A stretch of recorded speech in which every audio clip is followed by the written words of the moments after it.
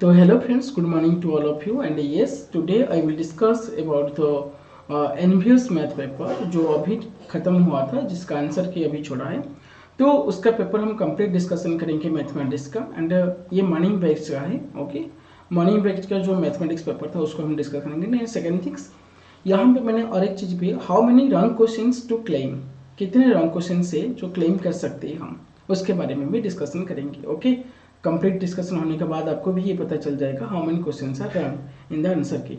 मैंने आंसर की को भी थोड़ा सा देखा था, तो क्या क्या क्वेश्चन रॉन्ग है इस बीच में हमको पता चल ही जाएगा। ओके, तो चलिए without wasting any time we will start our discussion. तो बहुत सारे क्वेश्चन ऐसे भी बहुत इजी आया था, लेकिन कुछ क्वेश्चन ऐसे था जो हटके था। ओके, और वो एक्चुअली मतलब बहुत सारे बच्चे नहीं करे होंगे, तो इम्पोर्टेंट एक्चुअली वही होता है। एंड सेकेंड थिंग्स, एक्चुअली मैंने केवीएस बैच स्टार्ट कर दिया हूँ ऑलरेडी, तो ऑलरेडी केवीएस बैच स्टार्ट हो गया है। तो if you all want to join then इसका डिस्क्रिप्शन में लिंक अवेलेबल है ज्वाइन होने का, तो आप ज्वाइन हो सकते हो ओनली फॉर द मैथमेटिक्स। तो बेहतर प्रिपरेशन होगा। एंड मैंने आप लोगों को आज ये भी बता दूंगा तो कितने सारे क्वेश्चन हैं जो मेरे मटेरियल से बहुत ही क्लोजली मतलब रिलेट हो रहा है, मतलब उसी चैप्टर से ही आया है और उसी टाइप का क्वेश्चन हमने किए हैं। तो और किस टाइप का ये बहुत सारे क्वेश्चन को कैसे सट्रिक हो सकता है, मतलब कितना क्विक हम अटेम्प्ट कर सकते हैं, उसके बारे में भी थोड़ा सा मैं आप लोगों को बता दूंगा। अगर कुछ क्वेश्चन ऐसे आ जाएगा जैसे हम इजी तरीका से कर सकते हैं, टाइम बचा सकते हैं, तो उसी टाइप का भी क्वेश्चन मैं बता दूंगा, उसको ऐसे कर सकते हो आप। ओके, मतलब कंप्लीटली प्रोसेस ना करके हम थोड़ा सा आंसर के ओर जाके हम कर सकते हैं कैसे, तो इसको भी हम डिस्कशन आज करेंगे। तो चलिए, पहला क्वेश्चन बहुत ही इजी है, जो कि कंप्लीटली छोटे बच्चे का क्वेश्चन है। Largest number that divides this one leaving the remainder 7, मतलब इसको और इसको डिवाइड करने में वो 7 रिमाइंडर रह रहा है। तो इसका सिंपल सा मतलब है, बस यहाँ से 7 माइनस कर लीजिए, दैट इज 240 बन गया। यहाँ पे 7 माइनस कर देने के बाद 1028 हो गया, बस हो गया काम। तो इनमें से कौन इसको डिवाइड कर पाएगा ये दोनों नंबर को, बस वही आंसर है।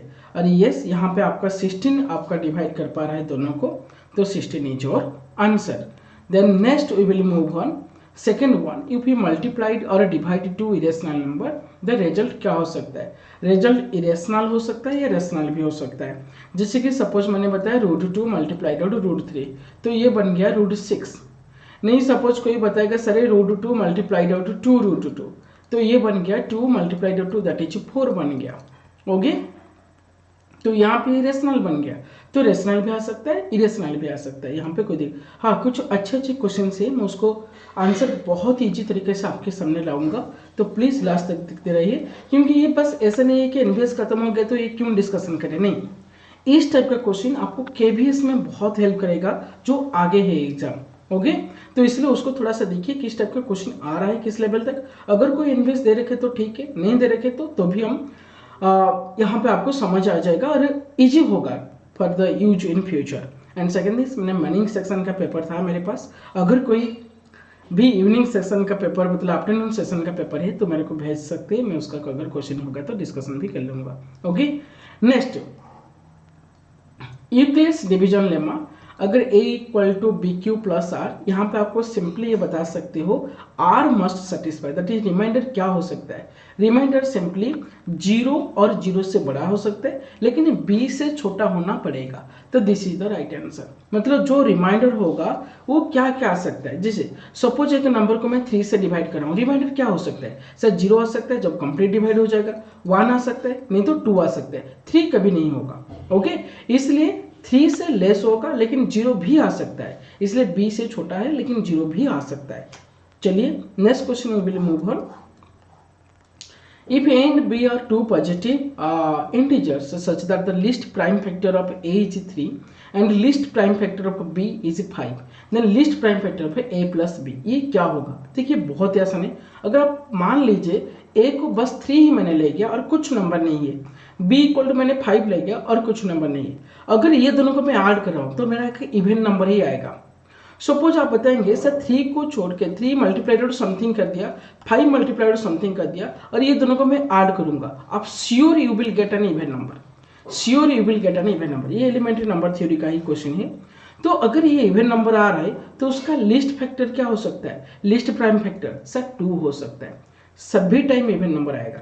कभी कभी बच्चे क्या करते हैं, ये 3 इंटू समथिंग, 3 इंटू 5 इंटू ऐसे लिख लेते हैं क्योंकि प्राइम फैक्टराइजेशन बोला है, और ये 5 है उसका लिस्ट फैक्टर, तो 5 इंटू 7 इंटू समथिंग बोल रहे थे, और ये दोनों को अगर प्लस करेंगे तो कॉमन क्या रहा है, 5 आ रहा है, तो ऐसे बोल देते थे 5 इज द राइट आंसर। नहीं, ये 3 का no doubt 3 is the least prime factor and यहाँ पे 5 is the least prime factor, लेकिन जो नंबर आएगा अगर वो दोनों को ऐड करेंगे तो sure you will get an even number, sure you will get an even number, तो that's why it will be 2 is the least prime factor. Next, a quadratic polynomial has at most, ये आसान है, quadratic polynomial x square plus b x plus c, इसको quadratic polynomial बनेगा। यहाँ पे एक condition भी है और वो कंडीशन क्या है, a नेवर बी 0, और यहाँ पे a को हम लीडिंग कोफिशिएंट कहते हैं, लीडिंग कोफिशिएंट, तो इसलिए लीडिंग कोफिशिएंट कभी 0 नहीं होगा। तो अगर लीडिंग कोफिशिएंट 0 नहीं है, maximum you will gate 3 terms, इसलिए क्वाड्रेटिक इक्वेशन का मैक्सिमम 3 टर्म्स पॉसिबल हो सकता है। ये बहुत ही इजी क्वेश्चन था। तो नेक्स्ट क्वेश्चन नंबर 46, तो अगर ये दोनों इसका फैक्टर है तो अगर ये दोनों को मैं मल्टीप्लाई कर लूँ तो ये मेरे को मिल जाएगा सेकंड डिग्री। अगर दोनों को मैं मल्टीप्लाई कर रहा हूँ तो बनेगा 2x स्क्वायर, ये 4x minus x that is plus 3x and minus 2। तो आराम से आपको पता चल ही गया यहाँ पे, क्योंकि बीच वाला जो 3x इक्वल हो रहा है तो a must be 2 and b must be minus 2, तो sure a greater than b, this number a is the right answer, a greater than b। तो ये वाला क्वेश्चन नंबर 47, तो यहाँ पे दे रखा है सिंपल सा चीज, x plus 1 is a factor of this one only if n is क्या होगा। तो आप यहाँ पे prime, natural, even and odd, और कंपल्सरी यहाँ पे ऑड होगा। आप बताएंगे क्यों? एक्चुअली एक थ्योरम है एलिमेंट्री नंबर थ्योरी में, अगर a to the power n plus b to the power n है और n ऑड नंबर दे रखा है तो ये श्योर a प्लस b उसको डिवाइड कर पाएगा, a प्लस b इसको श्योर डिवाइड कर पाएगा। सपोज मैं इनका एग्जांपल ले जाता हूँ a q plus b q, आप सभी को पता होगा a प्लस बी मल्टीप्लाइड हम समथिंग लिख रहे हैं a square minus a b plus b square, अगर a q minus b q ले रहे तो ये हो जाता है a minus B multiplied out something that is a square plus a b plus b square. और ये बहुत आसान भी होता है, अब कोई भी पावर भी ले सकते हो ऑड का, अगर x to the power n plus y to the power n ले रहे हो तो x प्लस वाई लिख लीजिए बस। तो यहाँ पे x to the power n minus 1 हो जाएगा, plus again nc1 x to the power n minus 2 y to the power 1 plus nc2 x to the power n minus 3 y to the power again 2, ऐसे करके last होगा again y to the power n minus 1। तो इस type का सभी time formula आ सकता है। आप बताएंगे सर इवन होगा तो क्या दिक्कत है, हम ऐसे भी लिख सकते हैं ना, a square minus b square equal to a minus b into a plus b, तो यहाँ पे तो ए प्लस बी डिवाइड कर रहा है। अगर a fourth minus b fourth होगा तो भी हम लिख सकते हैं sir a minus b a plus b into a square plus b square, ये लिख सकते हैं। लेकिन अगर मैं a square plus b square लिख लूँ तो ये a प्लस बी से डिवाइड नहीं हो पाएगा। Okay, a square plus b square अगर लिख लूँ, क्योंकि यहाँ पे प्लस भी दे रखा है, इसलिए प्लस के लिए odd is the compulsory one, odd important होना ही चाहिए आपको। Okay, next we will move on the next question. Zeros of the quadratic polynomial this one क्या होगा, both positive, one positive one negative, both negative both equal, ये both negative होगा, क्योंकि ये देखिए यहाँ पे एक्चुअली हमारा जो जनरल फॉर्म होता है x square minus alpha plus beta whole into x and plus alpha beta, ये होता है। अगर दोनों में नंबर मल्टीप्लाई कर रहा हूँ मेरा पॉजिटिव आ रहा है तो इधर दोनों पॉजिटिव होंगे या दोनों नेगेटिव होंगे, लेकिन यहाँ पे मेरे को ये भी पॉजिटिव दे रखा है, अगर यहाँ पे भी पॉजिटिव है और आगे एक माइनस है तो दोनों मस्ट बी नेगेटिव होगा। ओके, अगर दोनों नेगेटिव हो रहे तो आगे और एक माइनस है तो पॉजिटिव आ सकता है, नहीं तो कभी पॉजिटिव नहीं होता, इसलिए both are the negative one. And next one, if one of the zeros of the cubic polynomial this is a zero then product of other two zeros क्या होगा। ये बहुत ही आसान है, थोड़ा सा मॉडिफाई करके पूछा है। अगर one of the zero is zero, मतलब अगर x के प्लेस में जीरो डालोगे तो सेटिस्फाई हो जाएगा। अगर मैं x के प्लेस में जीरो डाल रहा हूँ, देखिए ये जीरो हो गया, ये जीरो हो गया, ये जीरो हो गया, plus d equal to zero, मतलब एक्चुअली कहने का मतलब d भी जीरो हो जाएगा। मतलब एक्चुअली ये इक्वेशन ऐसे है x cube plus b x square plus c x equal to zero, क्योंकि यहाँ पे d नहीं है। अगर यहाँ पे मैं x का मान निकाल दूं तो ax² plus bx plus c ये बनेगा आपका 0। ओके, और यहाँ पे देखिए x को लेकर 0 आ जाता है, तो बाकी जो 2 रह गया तो वहां पे ही मिलेगा आपको 2 0। लेकिन यहाँ पे थोड़ा सा आपको ऐसे इक्वेशन आ गया sir ax² plus bx plus c।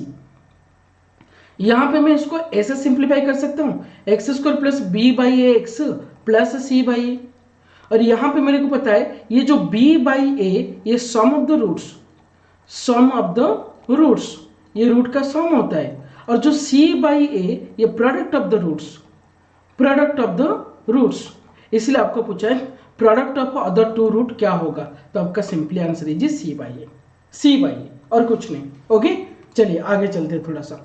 The equation this has infinite solution, 3 solution, 2 solution, unique solution. देखिए सपोज मैंने ये क्वेश्चन ऐसे पूछ लेता आप लोगों को 2x plus 6y equal to suppose 11, ऐसे ही इक्वेशन है, लेकिन थोड़ा सा आपको चेंज करना पड़ेगा। और यहाँ पे मैं आपको पूछ रहा हूँ, यहाँ पे आपको पूछ रहा हूँ, ध्यान दीजिए, यहाँ पे आप नो डाउट इनफाइनाइट सॉल्यूशन सभी को पता है, 2x plus 3y equal to 12 has infinite solution, ये जो लाइन में इनफाइनाइट सॉल्यूशन। लेकिन मैंने सपोज ऐसे की इक्वेशन दे रखा है 2x plus 6y equal to 11, मैंने बोला how many integral solution is there, integral solution is there. अब देखिए व्हाट इज इंटीग्रल सॉल्यूशन, मतलब इंटीजर वाला सॉल्यूशन चाहिए, सभी नंबर इंटीजर होना चाहिए। तो कितना सॉल्यूशन आ सकता है प्लीज कमेंट सेक्शन में आप बता दीजिए, थोड़ा सा वीडियो को पॉज करके। 2x plus 6y equal to 11, how many integral solution is there, कितने इंटीग्रल सॉल्यूशन यहाँ पे हो सकता है। तो चलिए अगर आप सभी ने आंसर दे दिए तो मैं अभी कर रहा हूँ, यहाँ पे बच्चे लोग ध्यान दीजिए, पूछा है इंटीग्रल सॉल्यूशन, यहाँ पे भी मैं पूछ सकता हूँ इंटीग्रल सॉल्यूशन। यहाँ पे जो इंटीग्रल सॉल्यूशन कितने आ सकता है, ये इसका इंटीग्रल सॉल्यूशन आप बताएंगे सर इनफाइनाइट हो सकता है, इनफाइनाइट हो सकता है। यहाँ पे मैं पूछ रहा हूँ इंटीग्रल सॉल्यूशन कितना आ सकता है, आप बताएंगे नहीं, यहाँ पे 0, कोई भी इंटीग्रल सॉल्यूशन नहीं आएगा।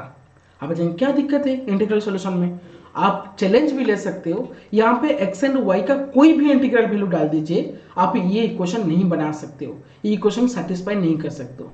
आप बताएंगे सर तरीका क्या है, इसको पता लगाने के लिए तरीका क्या है। ये तरीका मैं आप लोगों को बता रहा हूँ, ये मेरा पेड सेक्शन में ये सभी मैं कहूँगा आप लोगों को। एक्चुअली एक चैप्टर में पढ़ाऊंगा रिगार्डिंग डायम्फोटाइन इक्वेशन। तो डायम्फोटाइन इक्वेशन ये कह रहा है अगर ये दोनों का HCF, ये दोनों का HCF, मान लीजिए 2 और 6 का HCF है 2, अगर ये लास्ट नंबर को डिवाइड कर पा रहा है तब भी सोल्यूशन इंटीग्रल पॉसिबल होगा। अगर ये डिवाइड नहीं कर पा रहा है, यहाँ पे ये डिवाइड नहीं कर पा रहा है, तो there is no possibility of any integral solution, no possibility of any integral solution. Very important mark करके रखिए। बस सॉल्यूशन पूछा है इसका मतलब रियल सॉल्यूशन पूछा है, और रियल नंबर सॉल्यूशन एनीथिंग हो सकते हैं, लेकिन इंटीग्रल सॉल्यूशन आप निकाल सकते हो। इसका इंफिनिटी आएगा बहुत सारी, क्योंकि ये दोनों का जीसीडी 1 होता है और 1 12 को डिवाइड कर पा रहा है, 1 12 को डिवाइड कर पा रहा है, इसलिए इंफिनिटी सॉल्यूशन। अगर डिवाइड नहीं कर पा रहा है तो 0 नंबर ऑफ सॉल्यूशंस आएगा ओनली इंटीग्रल के लिए। ओके, बहुत ही इंपॉर्टेंट, उसको मार्क करके रखिए।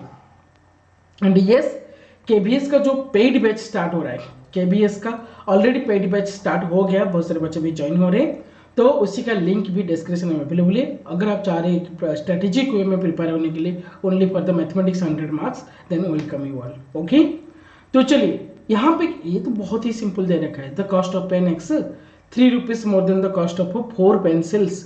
ओके, जो कि y है, that is x 4y plus 3, 4 times y plus 3 more than दे रखा है, बहुत बचपना वाला क्वेश्चन दे रखा है। Next, the graph of this one coincide, ये आप सभी को पता होगा, इसका कोएफिशिएंट 1 है 2 है, तो आप श्योर हो गए यहाँ पे सर 1/2, यहाँ पे 2/4, यहाँ पे 7/14, सभी इक्वल हो रहा है, ये 1/2 हो रहा है, ये 1/2 हो रहा है, तो sure coincident with each other. Okay, तीनों इक्वल है, infinity solutions are there. Okay, coincident, बस coincident and infinity solutions are there. Select the equation which graph is following from this one. एक ग्राफ दे रखा है आपको यहाँ पे, तो ये ग्राफ का बस इक्वेशन बताना है। अब बहुत सिंपल, दोनों पॉइंट से पास किया है ग्राफ, तो आप इजीली बता सकते हो इक्वेशन क्या होगा। नहीं कि 2 पॉइंट भी दे रखा, आप अगर +2 का 2 पॉइंट फॉर्म भी आप यूज कर सकते हो, तब भी आप बता सकते हो सर कोई भी ले जाओ, y माइनस सपोज ये मैंने ले गया y1 equal to slope that is y2 minus y1 divided by x2 minus x1 into x minus x1, हो गया आंसर। ओके, दैट इज 2, तो y इक्वल टू बन गया 2x माइनस 4, बहुत ही आसान है, y equal to 2x minus 4, this is the right answer. चलिए next, if a pair of linear equation two variable has infinite number of solutions then the line represent by these equations are, क्या होगा। देखिए अगर infinite number of solution हो रहा है तो sure वो दोनों कोइंसिडेंट करेंगे। ओके, एक के ऊपर एक श्योर आ जाएंगे, तो श्योर यहाँ पे आपका एक लाइन के ऊपर और एक लाइन आ सकता है, क्योंकि वो कोइंसिडेंट होने के बाद ही इनफिनिट सॉल्यूशन पॉसिबल होगा। नेक्स्ट आपको पूछा है पेयर ऑफ लीनियर इक्वेशन, ये दोनों इनफाइनाइटली मेनी सॉल्यूशन, m क्या होगा। तो सिंपल सा चीज है, इनफाइनाइटली मेनी मतलब ये 2/m+n जो होगा equal to 3/2m minus n वही होगा, इक्वल टू 11/33 वही होगा। लेकिन 11/33 आपको पता है 1/3, बस इसको लास्ट के साथ ही कंपेयर करिए और इसको लास्ट के साथ कंपेयर करिए, हो गया काम। तो m+n बन गया आपका 6।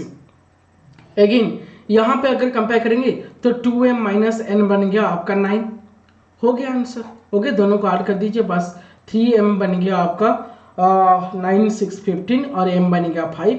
अगर m 5 हो रहा है n तो श्योर 1 ही होगा, तो m 5 and n equal to 1, this is the answer. And yes some wrong questions are there, okay, some I don't know but मेरे तो एक नजर आ गया। ओके, चलिए देखते हैं नेक्स्ट क्या होता है। Next question, the system this one and this one has no solution. No solution का मतलब सिंपल सा होता है, हम यहाँ पे ये कह सकते हैं sir 1/5 equals to 2/k but not equals to 3/7। अगर यह ये दोनों को कंपेयर करेंगे तो k इक्वल्स टू 10 आ गया, अगर ये दोनों को कंपेयर करेंगे तो k नॉट इक्वल्स टू आ गया आपका 14/3। तो दोनों में कोई भी करेक्ट हो सकता है, लेकिन k इक्वल्स 10 यहाँ पे दे रखा है, तो this is the right answer, this is the right answer. And after that choose the correct answer from the pair. And यहाँ पे ये सिंपल सा चीज होता है, आप ये करेंगे क्या, ये इक्वेशन को कभी सॉल्व मत करना। जैसे कि बच्चे लोग क्या करते हैं, ये 4/y ले आते हैं, 6/x ले आते हैं इक्वल टू 3, उसको सॉल्व करते हैं, नहीं चाहिए आपको। यहाँ पे बस वैल्यू को पुट करके सेटिस्फाई करिए, वैल्यू को पुट करके सेटिस्फाई करिए, बहुत जल्दी हो जाएगा as compare to this one. Okay, as compare to this one, नहीं आप सॉल्व भी कर सकते हो, कोई दिक्कत नहीं, लेकिन ये छोटे छोटे नंबर से तो आपको पुट कर देना सबसे अच्छा होगा। ये बस पुट करके आंसर लाओ, लेकर आ जाओ, कभी मत ये सोचना कि मैं इसको सॉल्व करूंगा after that we will get the answer, नहीं। सपोज यहाँ पे 2 एंड 3 है, तो 2 3 जा हो गया 6 5 जा 30, अगर यहाँ पे मैं डाल रहा हूँ ये 27 बन गया, ये 16, कभी नहीं होगा, बस खत्म। ये 2 1 जा 2 5 जा 10 और यहाँ पे मैं डाल रहा हूँ तो 18 बन गया, यहाँ पे 8 बन गया, 18 80 8 20 नहीं होगा। अगेन ये 4 डाल रहा हूँ, 4 3 जा 12 5 60 और 9 4 जा 36 एंड 8 3 जा 24, yes this is the right answer, खत्म। ओके, तो बस इसी टाइप का क्वेश्चन को सभी टाइम आपको आंसर की ओर जाना अच्छा होगा। चलिए नेक्स्ट क्वेश्चन देखते हैं। For what value of lambda the pair of this and this have unique solution. Yes, unique solution के लिए हमको सभी टाइम पता है सर लैम्बडा बाई, बस कोफिशिएंट को बाई करना है और कुछ नहीं। तो यहाँ पे लैम्बडा डिवाइडेड बाई 1, मेरे को नॉट इक्वल टू चाहिए 1 बाई यहाँ पे दे रखा है लैम्बडा, इसका मतलब lambda square not equal to 1, that is lambda not equal to plus और माइनस रो 1, क्योंकि lambda square not equal to 1 दे रखा था, तो प्लस और माइनस दोनों, that is all real value except plus और माइनस 1, इसको छोड़ के बाकी सभी चाहिए आपको, चलेगा, कोई दिक्कत नहीं। सिमिलरली ये एक इंपॉर्टेंट होता है क्वेश्चन, देखिए यहाँ पे पूछा है हैज 2 डिस्टिंक्ट रूट्स। अगर 2 डिस्टिंक्ट रूट होता है तो हम सभी को पता है d ग्रेटर देन 0 होगा, तो यहाँ पे d क्या होगा, सिर्फ b square minus 4ac, that is m square minus 4, ये ग्रेटर देन 0 होगा, that is m square greater than 4 हो गया। अगर m स्क्वायर ग्रेटर देन 4 है तो m ग्रेटर देन एक्चुअली होता है कैसे, प्लस और माइनस 2, और एक्चुअली आप इसको ले सकते हैं m मॉड ग्रेटर देन 2, क्योंकि ये ऐसे बोल रहा है, एक्चुअली प्लस और माइनस 2 जब लिखते हैं ना, ये थोड़ा सा सभी टाइम मार्क करके रखिए, आपको ऐसे मैं बता देता हूं, इसको ऐसे सोचिए 2 का स्क्वायर और इसका रूट ओवर। अगर ऐसे टाइप का क्वेश्चन आ रहा है तो सभी टाइम मॉड्यूलस यूज होता है, ये इंपॉर्टेंट चीज होता है मॉड्यूलस का यूज के लिए। ओके, तो यहाँ पे क्या होगा मॉड्यूलस 2, क्योंकि अगर यहाँ पे आपको समझ आ रहा है -2 मान लीजिए यहाँ पे 2, तो 2 से बड़ा नंबर लेंगे उसका स्क्वायर 4 से बड़ा होगा, -2 से छोटा नंबर लेंगे उसका स्क्वायर भी 4 से बड़ा होगा। जैसे कि -3 का स्क्वायर, ये 9, ये 4 से बड़ा ही है, ओके, लेकिन -3 -2 से छोटा है। इसलिए सभी टाइम इंपॉर्टेंट ये है, -2 से छोटे नंबर होने से भी चलेगा, 2 से बड़े नंबर होने से भी चलेगा। और इसका सिंपल सा मतलब है m का मॉड्यूलस 2 से बड़ा है। m का मॉड्यूलस 2 से बड़ा है, इसका मतलब क्या है, किसी एक नंबर जिसका मॉड्यूलस 2 से बड़ा, मतलब वो आप 2 से बड़ा नंबर ले सकते हो, क्योंकि पॉजिटिव का मॉड्यूलस पॉजिटिव होता है, और 2 से जितने बड़े नंबर लोगे उतना बड़े वैल्यू आएगा। -2 से छोटे नंबर भी ले सकते हो, क्योंकि मॉड्यूलस दे रखा है तो श्योर 2 से बड़ा नंबर आएगा।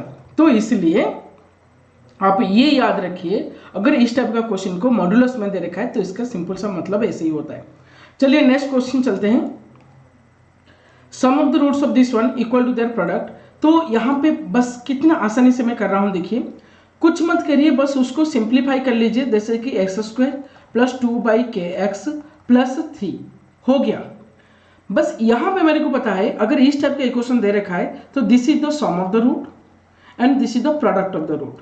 तो बोल रहा है sum of the root 2/k equal to product of the root, तो k बन गया आपका 2/3, तो 2/3 is the right answer. Next question, if one root is this one is reciprocal of the other root then what is the value of k। ये एक important question है। ये मैंने कैसे कर रहा हूँ, देखिए ध्यान दीजिए, बहुत सारे बच्चे रूट निकाल के कर रहे थे, नहीं, आपको अगर इस टाइप का क्वेश्चन पूछ रहा है रेसिप्रोकल ऑफ अदर रूट, एक रूट अदर एक रूट का रेसिप्रोकल, आप करेंगे क्या, कुछ नहीं करना है, x के प्लेस में 1/x डाल दीजिए, हो गया आंसर। जैसे कि ये बन जाएगा 5/x², ये बन जाएगा 13/x, ये बन जाएगा k। थोड़ा सा सिंप्लीफाई अगर करेंगे तो 5 + 13x + kx² = 0। अभी थोड़ा सा उसको ऐसे लिख लीजिए, k² + 13x + 5 = 0। इसको छोड़िए, बस यहाँ पे k का वैल्यू क्या है सर, लास्ट में जो होगा दिस इज दैट इज 5, तो k का वैल्यू श्योर 5 मिल गया आपका, हो गया आंसर। ओके, आप ऐसे भी कर सकते हो, ये सिंपल सा मेथड होता है। जैसे कि एक्चुअली मैंने 1/x डाल दिया, एक्चुअली 1/α डालना चाहिए था। यहाँ पे 5x² + 13x + k, अगर इसका रूट अल्फा है तो ऐसे के इक्वेशन लिखना है जिसका रूट 1/α होगा, तो 1/α इसको सेटिस्फाई करना होगा, तो इसलिए 5 ये 1/α² हो जाएगा, + 13 ये बाई-α हो जाएगा, + k हो जाएगा। और सिंप्लीफाई करेंगे तो ये 5 + 13α + kα²। तो यहाँ पे जो कंस्टेंट है, ये कंस्टेंट ये है, ओके, कंस्टेंट का वैल्यू दैट इज 5। नहीं, आप अगर रूट निकाल के भी कर सकते हो, तो ऐसे ये मेथड एक्चुअली इंपॉर्टेंट होता है। बच्चे लोग क्या करते हैं, 1 root is alpha and another is 1/, suppose beta को 1/α मान लेते, तो अल्फा + 1/α = 13, उसके बाद अल्फा का वैल्यू निकालते, again alpha × 1/α that is k होता है, ओके। तो ये जो अल्फा × 1/α, ये वैल्यू ही आपको यहाँ पे मिल जाएगा, दैट इज 5। तो ये बहुत आसान मेथड होता है, ओके, इजी मेथड है आपके लिए। चलिए नेक्स्ट हम चलते हैं आगे। If 1 is the root of the equation this one find the value of a b। ये बहुत आसान है, बस 1 को यहाँ पे डाल देना है, ये हो जाएगा a + 3 = 0, दैट इज यहाँ पे दैट इज a बन गया -3/2। सिमिलरली यहाँ पे 1 डालेंगे तो 2 + b = 0 बन गया, और b = -2, तो आ गया a b का वैल्यू क्या है सर 3, a b का वैल्यू क्या है सर +3। चलिए next, the roots of this equation और क्या होगा, देखिए यहाँ पे करेंगे क्या, ये बहुत सिंपल सा है, बस डिवाइड कर लीजिए, x² - 5/2√3 डिवाइड कर दिया, 5/2√3x प्लस ये बन गया 1/2 = 0, 2√3 से सभी को डिवाइड कर दिया। बस यहाँ पे करना क्या है, बस यहाँ पे ऑप्शन को चले जाना है, कौन से दो ऑप्शन को मल्टीप्लाई करेंगे तो 1/2 आएगा, हो गया काम, क्योंकि ये क्या है प्रोडक्ट ऑफ द रूट, ये है product of the root, okay. ये आपको इजी करेगा सभी टाइम प्रॉब्लम करने में, प्रोडक्ट ऑफ द रूट्स। तो सोचिए कौन से दोनों को मल्टीप्लाई करेंगे तो +1/2 आएगा, +1/2 आएगा। मे बी यहाँ पे तो नहीं होगा, बस यहाँ पे √3 कैंसिल हो जाएगा, 1/2 आ गया। यहाँ पे √3 कैंसिल है लेकिन -1/2 आ रहा है, यहाँ पे √3 कैंसिल है -1/2 आ रहा है, यहाँ पे √3 कैंसिल है 1/2 आ रहा है। तो आपके पास दोनों चॉइस है, दो चॉइस अभी मेरा आ गया सर, नंबर दो चॉइस आ गया। देखो ये मैं अभी बता रहा हूँ लेकिन आप क्विकली कर सकते हैं, एक चॉइस ये है और एक चॉइस ये है, लेकिन यहाँ पे जैसे नेगेटिव दे रखा था तो दोनों पॉजिटिव रूट ही होगा, दोनों पॉजिटिव रूट ही होगा, बस ये आसान सा तरीका है। अगर यहाँ पे पॉजिटिव हो जाता जैसे कि 2√3x² प्लस 5x ये प्लस √3 ऐसे लिख देता तो यहाँ पे पॉजिटिव यहाँ पे भी पॉजिटिव, तो श्योर दोनों रूट्स नेगेटिव होना ही चाहिए। अगर दोनों रूट्स नेगेटिव नहीं होगा तो वो पॉजिटिव कभी भी नहीं हो सकता बीच वाला नंबर, इसलिए प्लीज उसको मार्क करके रखिए थोड़ा सा। ओके चलिए, कितना आसान है, बस मैंने स्टैंडर्ड फॉर्म में बना दिया, स्टैंडर्ड फॉर्म बनाने के बाद बस उसको ऑप्शन के ओर चले गया, ऑप्शन की ओर चले जाने के बहुत इजी होता है सॉल्व करने में। चलिए नेक्स्ट, तो the first and last number of an AP is this one, the sum of the term is 36, क्योंकि एसएन का और एक फॉर्मूला हम सभी को पता था n/2 first term plus the last term, और ये दे रखा है 36, हो गया n/2 फर्स्ट टर्म 1 से लास्ट टर्म 11 इक्वल टू 36 बन गया, ये 12 3 जा 36 तो n इक्वल टू बन गया 6, तो n बन गया 6। एंड नेक्स्ट वन, यहाँ पे the sum of first n terms दे रखा है, 25th टर्म क्या होगा। देखिए एपी का n टर्म्स अगर पता है, एसएन पता है, तो हम टीएन कैसे निकाल रहे थे सर, टीएन होता है एसएन माइनस एसएन माइनस 1, तो यहाँ पे बस ऐसे ही करना है। एसएन मतलब ये हो गया n/2 3n + 5, अगर n-1 माइनस करेंगे सर, Sn- मतलब n-1/2, ये 3n-1 दैट इज मैं 3n-3 भी लिख सकता हूँ प्लस 5, मैंने डायरेक्ट कर दिया। उसको मैं कैसे कर रहा हूँ ध्यान दीजिए, ये जो पार्ट है ना उसको मैं ऐसे लिख सकता हूँ n/2 - ½ यस, तो ये बन गया मेरा n/2 3n + 5, और यहाँ पे थोड़ा सा मार्क करिए, ये पार्ट को 3n और ये 5 को मैंने एक साथ रख दिया, ये -3 को अलग रख दिया, क्योंकि हमको कैलकुलेशन में इजी हो जाएगा बस। तो अभी -n/2 से मैंने मल्टीप्लाई कर रहा हूँ, ध्यान दीजिए -n/2 से मैंने मल्टीप्लाई कर रहा हूँ, तो ये बन जाएगा -n/2 3n + 5, एक हो गया जो ये कैंसिल हो जाएगा, देखिए अभी, और क्या है सर -n/2, और ये जो -3 था यहाँ पे, ये जो -3 वाला, ये -3 जो बने रखा अलग करके, उसको अगर मैं मल्टीप्लाई करूँ तो ये प्लस हो गया 3, और मैंने उसको ऐसे भी लिख सकता हूँ +3n 3/2n। Again plus half से मल्टीप्लाई करिए, प्लस हाफ से उसको मल्टीप्लाई करिए, तो सर एक बन गया 3n + 5/2, और एक बन जाएगा -3/2 प्लस हाफ से। तो अभी देखिए क्या क्या कैंसिल हो रहा है आपका सर, आपके अभी हमारा ये कैंसिल हो जाता, देखिए ये दोनों कंप्लीटली कैंसिल हो गया, बाकी रह गया क्या सर, बाकी सिंपल सा चीज ये रह गया सर, सभी के नीचे 2 है, तो ये बन गया 3n + 3n that is 6n + 5 - 3 that is 2 / 2, कितना आसानी से हो गया। तो ये 3n + 1 के साथ इक्वल हो गया, 3n + 1, ओके, तो 3n + 1, तो बस बता दीजिए 25th 75 + 1 that is 76 is the right answer, 76। बस उसको थोड़ा सा मैंने ओपन करके कर दिया, जैसे कि मेरे को मल्टीप्लाई इजी हो जाएगा। और यहाँ पे देखिए एक्चुअली ये एक दे रखा है एपी, देन x3 क्या होगा, x3 पूछा है, लेकिन एपी का एक कंडीशन आप शायद पता होगा, एक प्रॉपर्टी है एपी का, अगर कोई और नंबर ऑफ टर्म देखा है तो मिडिल टर्म का डबल होगा ये दोनों का सम, दैट इज 28 + 4 आपको दे रहा है 32, और ये मिडिल टर्म का डबल होगा, that is middle term sure 16 होगा, और 16 यहाँ पे 4 तो डिफरेंस इज 12, 16 यहाँ पे 28 डिफरेंस इज 12, तो ये जो नंबर है शायद 6 के आफ्टर होगा, 6 डिफरेंस में ये x3 एंड x1 होते हैं, तो इसलिए ये 16 है, तो श्योर 16 + 6 दैट इज 22, बहुत आसान है। श्योर एपी का अगर a1 a2 a3 a4 a5 a6 even number term are in AP, तो ये क्या होगा सर, ये दोनों को ऐड करिए जो होगा, ये दोनों को ऐड करने के बाद तो वही होगा, ये दोनों को ऐड करने के बाद तो वही नंबर आएगा। लेकिन अगर और नंबर ऑफ टर्म हो जाएगा, जैसे कि a1 a2 a3 a5 a4 a5 ऐसे हो जाएगा, तो ये दोनों को ऐड करिए जो भी वैल्यू आएगा, ये दोनों को ऐड करने के बाद तो वही वैल्यू आएगा, लेकिन वो मिडिल वाला नंबर का डबल होगा श्योर, जितने वैल्यू आ रहे हैं। सपोज ये मेरा 20 आ रहा है ऐड करने में, तो ये श्योर 10 होगा, A3 10 होगा श्योर। तो ये एपी का एक प्रॉपर्टी जो होता है। सिमिलरली ये भी एपी का ही नंबर पूछा है 67 number. How many 2 digit numbers are divisible by 3। देखिए 2 डिजिट नंबर लास्ट क्या है सर 99 जो 3 से डिवाइड हो रहा है, फर्स्ट क्या है सर 12 जो 3 से डिवाइडेबल हो रहा है, डिवाइडेड बाय क्या करना है 3 करना है, लेकिन +1 करिए। ये एक सब ट्रिक होता है एपी का, बहुत सारे सब ट्रिक मैंने एक्चुअली मेरा शॉर्ट वीडियो में होगा, शायद आप देख सकते हो। अगर डिविजिबल बाय समथिंग पूछा है 6 या 5 या 3 या समथिंग, तो आपको कोई भी नंबर डिजिट का पूछ सकता है। तो ग्रेटेस्ट नंबर लिख लीजिए, लोएस्ट नंबर लिख लीजिए, जो 3 से डिवाइड हो रहा है, दोनों को माइनस करके जिसके साथ डिवाइड के लिए बोल रहा है वो डिवाइड कर लीजिए, लेकिन +1 रखना पड़ेगा वहां पे। और कभी कभी और एक इंपॉर्टेंट सब ट्रिक यहाँ पे मैं बता सकता हूँ आप लोगों को। अगर एक डिक्रीजिंग एपी है तो वहां पे नेगेटिव नंबर कौन सी टर्म से स्टार्ट होगा, नेगेटिव नंबर कौन सी टर्म से स्टार्ट होगा, कितना आसान है।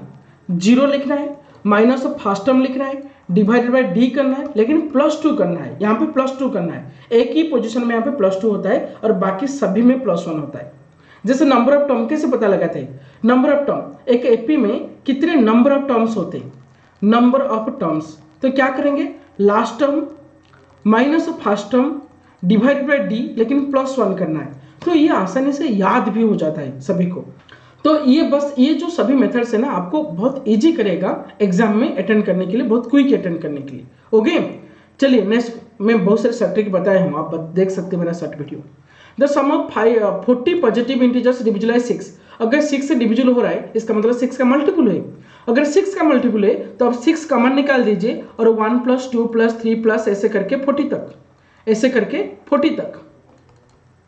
ये सभी 40 पॉजिटिव जो 6 में डिविजिबल हो रहा है, मतलब 6, 12 ऐसे 40 तक। तो ये तो आसान है, ये 6 है और 1 से 40 तक ऐड करेंगे तो ये हो जाएगा 40 × 41/2।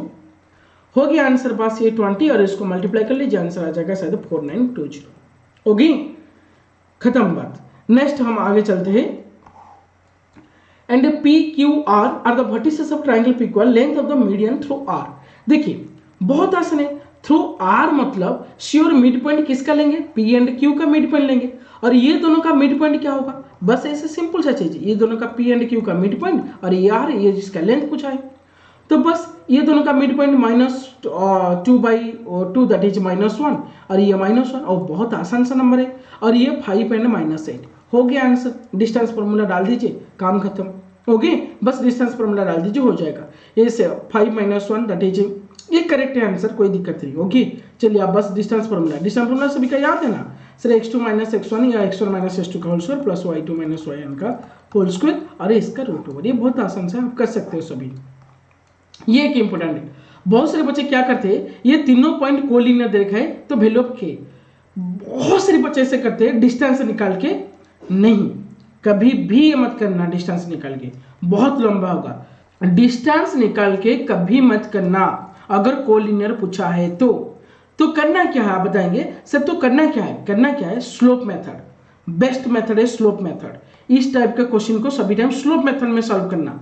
अब जो स्लोप मेथड क्या है, ये दोनों का स्लोप निकाल दीजिए, जैसे कि ये 3k - 2k that is k and 3k - k that is 2k, इसका स्लोप आ गया। और ये दोनों का स्लोप निकाल दीजिए sir, 1 - 3k divided by 3 - 3k, और ये दोनों स्लोप इक्वल कर लीजिए, क्योंकि अगर तीनों पॉइंट्स कोलिनियर में है तो ये दोनों का स्लोप सभी टाइम इक्वल होगा। आप बताएंगे सर पैरेलल लाइन का स्लोप इक्वल होता है, देखिए दो लाइनें पैरेलल है, लेकिन मैं बताऊंगा ये दोनों लाइन का एक कॉमन पॉइंट होता है, तो वो कभी भी पैरेलल नहीं होंगे, श्योर एक ही लाइन में होंगे, क्योंकि दोनों पैरेलल लाइन में कॉमन पॉइंट आएगा कैसे, लेकिन मैंने यहाँ पे एक कॉमन पॉइंट लिया हूँ, मतलब ये एक लाइन और ये एक लाइन, मैंने ये दोनों पैरेलल बताऊंगा और बताऊंगा ये दोनों पॉइंट भी एक पॉइंट है कॉमन ये दोनों में, तो ये कभी भी लाइन यहाँ पे नहीं होगा, ये लाइन श्योर यहाँ पे स्टार्ट होगा, तो इसलिए हो गया कोलिनियर।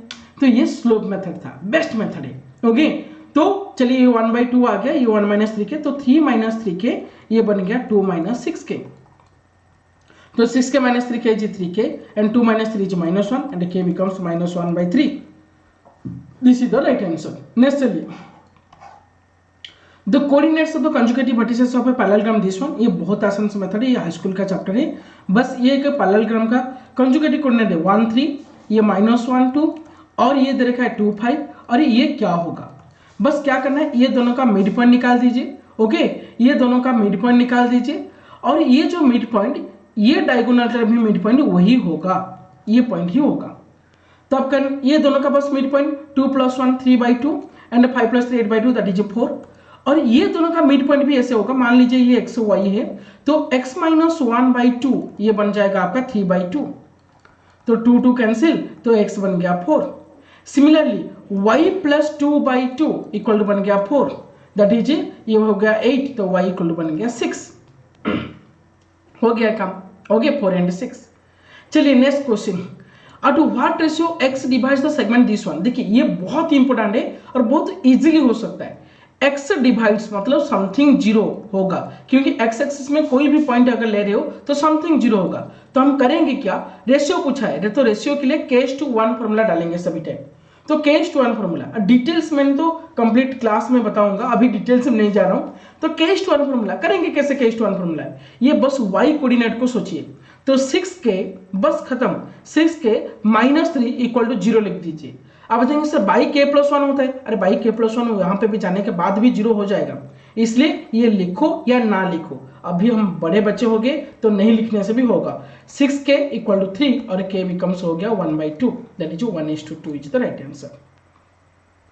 सिमिलरली यहाँ पे देखिए अगेन कोलिनियर का क्वेश्चन हम करेंगे स्लोप मेथड में। कैसे सर, ये दोनों का slope sir y - y2 - y1 by x2 - x1। Okay, slope पता है ना, y2 - y1 by x2 - x1 ये स्लोप होता है। तो 0 - 2 - 2 0 - 1 - 1 equal to b - 0 b a - 0 a। हो गया काम खत्म, 2a = b, this is the right answer. कितने आसानी से हो गया, बस एक सेकंड में हो गया स्लोप मेथड में। तो 2a = b। नेक्स्ट क्वेश्चन देखिए, द पेरीमीटर ट्राइंगल इज 24। हाँ ये कभी कभी बच्चे लोगों को याद नहीं आता है, क्विकली याद नहीं आएगा। The length of sides of the triangle is represent by the prime numbers. Prime number represent कर रहा है, देखिए प्राइम नंबर के लिए बहुत आसान होता है। कैसे, 24 से लेस नंबर ही लेना पड़ेगा। तो 24 ऐसे तीनों प्राइम नंबर हमको सोचना होगा, जो 24 होगा। एंड सेकंड थिंग्स, वो ट्राइंगल का साइड है, इसलिए दोनों साइड मिलने के बाद दोनों साइड को ऐड करने के टाइम तीसरे साइड से वो बड़ा होना चाहिए। तो सबसे आसान है 11 11 and 2, 11 11 and 2, this is the best. 11 11 and 2 ये तीनों साइड ले जाओ, कोई भी दो साइड को मिला दीजिए, सीओ थर्ड साइड से बड़ा होगा। अभी अगर तीनों साइड आ गया और ये आइसोस्केल ट्राइंगल है, ये 11 ये 2 है। आइसोस्केल ट्राइंगल का area sir half base into height, और हाइट तो बहुत आसान है। हाइट कैसे निकालेंगे इसका, नहीं तो आइसोस्केल ट्राइंगल का फॉर्मूला भी डाल दीजिए। और हाइट 11 का स्क्वायर -1, क्योंकि ये 1 होगा ये 1 होगा, ये दोनों ये मिड पॉइंट होगा। आइसोस्केल ट्राइंगल का अगर बेस को मैं बाइसेक्ट कर रहा हूं तो वर्टेक्स मेरे को मिलेगा, इसलिए ये मिड पॉइंट होगा। अगर मिड पॉइंट तो 1 1, तो 121 - 1 दैट इज 120 का रूट ओवर। तो देखिए half base into height that is बस 120 का रूट ओवर हो जाएगा 2√30, 34 × 120 हो गया आंसर। यहाँ पे ये क्वेश्चन बस एनसीईआरटी बुक से ही उठा के यहाँ पे रखा है और कुछ नहीं, तो इसको थोड़ा सा आगे ले जाओ, काम हो गया। ये 110 मतलब ये बन गया तुम्हारा 70, और इतना 130 मतलब इतना 50, और ये 50 मतलब ये 50 हो गया। अगर ये 50 हो रहा है तो बस ये 70 ये 50 120 ये बन गया 60 तुम्हारा, this is the 60। Okay, similarly the next one, angle यहाँ पे दे रखा है ABCD जो साइक्लिक क्वाड्रिलेटरल और AB डायमीटर। ओके ठीक है, AB डायमीटर कर लीजिए AB, और यहाँ पे कहीं C होगा, यहाँ पे कहीं D होगा, ये ABCD। और दे रखा है ADC 140, ADC ये दे दिया है 140, BAC चाहिए, BAC ये चाहिए आपको। बहुत ही आसान है। कैसे सर, ये वाला जो है ना ये डायमीटर है, और डायमीटर मतलब ये 90 बन गया ऑटोमेटिकली, क्योंकि डायमीटर सभी टाइम सेमी सर्कल में 90 डिग्री होता है। और ये दे रखा है तुम्हारा 140, और ये साइक्लिक क्वाड्रिलेटरल दे रखा है। साइक्लिक मतलब ये 140 मतलब ये हो जाएगा तुम्हारा और 40, ये 90 हो गया, ये 40 हो गया, तो बाकी ये बन जाएगा 50। तो this is the answer 50। Okay, similarly यहाँ पे पूछा है, ये तुम्हारा 50 डिग्री दे रखा है, पूछा गया है POQ। इसको देख के कभी मत बता देना 90 डिग्री, नहीं, ये 50 डिग्री दे रखा है, ये दोनों इक्वल है। हमको ये पता है रेडियस एंड टैंजेंट 90 डिग्री होते हैं, रेडियस एंड टैंजेंट 90 डिग्री होते हैं। तो हम करेंगे क्या सर, यहाँ पे सर सिंपल सा चीज, ये अगर 50 बन गया तो ये बन जाएगा 40, अगर ये 40 तो ये भी 40, 40 40 बन गया 80, तो ये बन जाएगा 100, ये बन जाएगा 100। तो this is the right answer 100।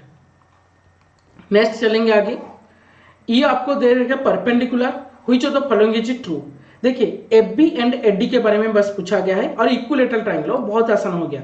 अगर इक्विलेटरल ट्रायंगल आपको दे रखा है तो सभी साइड्स इक्वल है, सभी साइड्स इक्वल, और ये परपेंडिकुलर है तो ये दो भी इक्वल होगा, ये दो भी इक्वल होगा। तो ये राइट एंगल ट्रायंगल है, तो हम यहां से निकाल सकते हो ए बी का square equal to B D का स्क्वायर प्लस ए डी का square. Yes sir, Pythagoras theorem. लेकिन एडी के लिए मैं डाल दूंगा यहाँ पे बी डी का स्क्वायर, एडी के लिए मैं डाल दूंगा, सॉरी बी डी के लिए डाल दीजिए। ओके, यहाँ पे बी डी के लिए ये बी सी स्क्वायर बाई 2 और बी सी बाई 2 का होल स्क्वायर कर दीजिए जो कि बाई 4 हो जाएगा, प्लस ए डी स्क्वायर हो जाएगा। और बी सी जो है ए बी तो वही है, तो बस ये बन गया तुम्हारा 4 A B square equal to B C में ए बी स्क्वायर ही लिख लीजिए क्योंकि इक्विलेटरल ट्रायंगल दे रखा था A B equal to B C equal to C plus A D square, sorry 4 A B square LCM निकालने के बाद। तो ये 4 A B square that is 3 A B square, तो 3 A B square equal to 4 A D square. बहुत आसान था, लेकिन ये क्वेश्चन भी आ सकता है केबीएस में इस टाइप का। ओके, तो 3 A B square equal to 4 A D square, this is the right. Next देखिए यहां पे क्या दे रखा है sir, AC equal to BC, एक राइट एंगल का एक ट्राइंगल का AC, ये सपोज मान लीजिए AC इक्वल टू BC, ये दोनों इक्वल है, और AB स्क्वायर इक्वल टू दे रखा है 2AC स्क्वायर, और यहाँ पे अगर मैं AB निकाल दूं ये बन जाएगा √2AC, और ये हो गया काम। एक ही ट्राइंगल में अगर वो आइसोस्केल राइट एंगल ट्राइंगल होगा तो ये A तो ये होगा √2A। Similarly AC and BC दोनों इक्वल है और ये √2AC हो रहा है, इसका मतलब ये श्योर राइट एंगल ट्राइंगल होगा, sure right angle triangle, right angle and आइसोस्केल ट्राइंगल, तो angle is 90 degree. Similarly next one, यहाँ पे एंगल B 90 डिग्री दे रखा है, 10A 1/√3 दे दिया है। ओके, 10 ये मान लीजिए this is A B and C, 10A 1/√3 that is 30 and this is 60 sure. और ऐसे मत भी सोचिए अगर ये sine A cos C cos A sine C, ये सिंपली दे रहा है sine A plus C, sine A plus C, और A C मिलके 90 डिग्री हो रहा है, तो साइन 90 का वैल्यू जी 1। बहुत ही आसानी से आ गया, बहुत जल्दी जा रहे, देखिए बहुत इजी क्वेश्चन आ गया तुम्हारा। ये आप बता सकते हो, चैलेंज कर सकते हो, ये क्वेश्चन को चैलेंज कर सकते हो 81 नंबर क्वेश्चन को, क्योंकि आंसर की में ये दे रखा है, आंसर की में ये दे रखा है, लेकिन अब हम करेंगे आंसर की क्या होगा। ओके, तो देखिए आपको दे रखा है sine A plus sine square equal to 1, तो can I write sir sine A equal to 1 minus sine square, that is 1 minus sine square is cos square, और उसको थोड़ा सा अगर मैं कर रहा हूं तो कॉस स्क्वायर प्लस उसको कर लीजिए कॉस स्क्वायर का होल स्क्वायर, लेकिन कॉस स्क्वायर क्या है सर साइन A, तो मैंने यहाँ पे कर दिया कॉस स्क्वायर ये साइन स्क्वायर, और cos square plus sine square is 1, इसलिए द राइट आंसर इज 1, लेकिन आंसर की में दे रखा है दिस वन। तो आप प्लीज सभी ये चैलेंज करिए, ये क्वेश्चन को चैलेंज करिए, आपको श्योर मार्क मिलेगा। ओके, चलिए नेक्स्ट वन, ये तो बहुत ही आसान है, छोटे बच्चे जैसा प्रॉब्लम है, ये कुछ नहीं करना है सर। यहाँ पे थोड़ा सा मार्क करिए, ये साइन स्क्वायर 60 80 22 90 मिलने के बाद तो कैंसिल हो गया 1, कॉस स्क्वायर 22 60 80 ये भी आ गया 1, साइन स्क्वायर 63 ये कॉस 63 साइन 27 ये बन जाएगा कॉस 63, और इसको 90 माइनस 63 करने के बाद कॉस 63 तो बन गया कॉस स्क्वायर 63, और ये साइन स्क्वायर 63 ये कॉस स्क्वायर 63 दोनों मिलके हो गया 1, और ये 1/1 plus 1 that is 2, is the right answer. Next, इस टाइप का प्रॉब्लम को कैसे करते हैं, इस टाइप का प्रॉब्लम के लिए आपको पहले A/B बना लेना चाहिए। तो A/B क्या होगा सर tan थीटा होगा, लेकिन यहाँ पे sin theta cos theta sin theta cos theta, तो सभी में डिवाइड कर लीजिए cos थीटा, तो यहाँ पे अगर cos थीटा, यहाँ पे cos थीटा, यहाँ पे cos थीटा और यहाँ पे cos थीटा डिवाइड कर दिया तो बन गया A tan theta minus B, और A tan थीटा ये प्लस B, और tan थीटा तेरे को पता है A/B, तो आ गया आंसर। सर ये सिंपल सा आंसर है sir, A/B that is A² by B minus B divided by A² by B प्लस B, तो थोड़ा सा एलसीएम निकाल दीजिए, a square minus b square, by b cancel हो जाएगा, a square plus b square, बस this is the right answer. Very good very good. चलिए चलिए, the top of two tower, ये इंपॉर्टेंट, ये वेरी इंपॉर्टेंट, मैंने बहुत शॉर्ट ट्रिक ये सिखाऊंगा आपको, मतलब क्लासेस में जब मैं रेगुलर क्लास लूंगा इसके रिगार्डिंग बहुत शॉर्ट ट्रिक है और चुटकी में आंसर, ये एक सेकंड में मैं कर सकता हूं। देखिए कैसे, दो X and Y unit standing at level of ground. आप एक सेकंड बोल रहे हो, आपसे एक सेकंड से पढ़ाई में गुजारा करते तो नहीं, पढ़ाई करने के बाद एक सेकंड में करूंगा। देखिए कैसे, x and y units standing on the level of ground, standing angle 30 degree and situated respectively at the center of line joining their feet, center of the line joining their feet, then x and y का ratio क्या होगा, centre दे रखा है। Okay, तो हमें ये suppose मान लीजिए x, ये सपोज मान लीजिए y, ये सपोज मान लीजिए centre, centre is the mid point. तो x बना रहा है सो 30 डिग्री, y बना रहा है सर 60 डिग्री। तो अगर मैं आपको सटीक बताऊंगा, अगर ये 30 है तो ये जितना भी होगा ना ये बन जाएगा x√3, अगर ये 60 है तो ये जो होगा ये बन जाएगा x/√3। तो ये दोनों इक्वल होगा क्योंकि ये मिडिल पॉइंट में है, x√3 इक्वल टू सर ये y, तो y/√3, तो x/y बन गया आपका ये √3, ये y मैंने यहाँ पे ले आया, ओके √3 यहाँ पे ले आया, तो that is 1/3, that is 1:3 is the right answer, x/y। अब देखिए सर कैसे करते हैं, एक्चुअली मैं आपको बताता हूँ, अभी एक्सप्लेन करता हूँ, ध्यान दीजिए क्या चीज है बाय और क्या सीन है यहाँ पे। एक्चुअली कोई भी ट्राइंगल का अगर ये 30 डिग्री दे रखा है, ये 60 डिग्री दे रखा है, 45 डिग्री दे रखा है, तो कैसे करेंगे। 30 के लिए यहाँ पे जो भी होगा ये होगा √3 मल्टीप्लाइड, अगर 30 के लिए यहाँ पे जो होगा ये होगा √3 divide, okay. And next thing 60 के लिए अगर ये 60 है, ये जो होगा ये होगा डिवाइड बाई √3, और यहाँ पे अगर y दे रखा है ये लेंथ, तो ये लेंथ होगा y मल्टीप्लाइड √3, बस हो गया आंसर। ओके, बस वही तो करना है और कुछ नहीं, ये इंपॉर्टेंट है, प्लीज उसको मार्क करके रखिए। अब देखिए सर अगर हाइपोटेनस भी पूछ लेगा तो वो भी आसान है। कैसे, देखिए एक्चुअली sin 30 क्या होता है, हाफ होता है ना, इसलिए sin 30 में ये और ये साइड आता है तो इसका डबल होगा सभी टाइम, और 60 के लिए सर नीचे का डबल होगा सभी टाइम। तो आप अभी इजीली बता सकते हो सभी ने। अगर देखिए मैंने सपोज ये हमें अभी ले गया 60 और इसको मैंने रख दिया सपोज 100, तो ये लेंथ क्या होगा सर 100/√3 होगा, ये लेंथ क्या होगा सर इसका डबल होगा, दैट इज 200/√3 होगा। हो गया आंसर। अब बताइए सर आंसर मतलब सच में फॉर्मूला डालने के बाद होगा, श्योर होगा।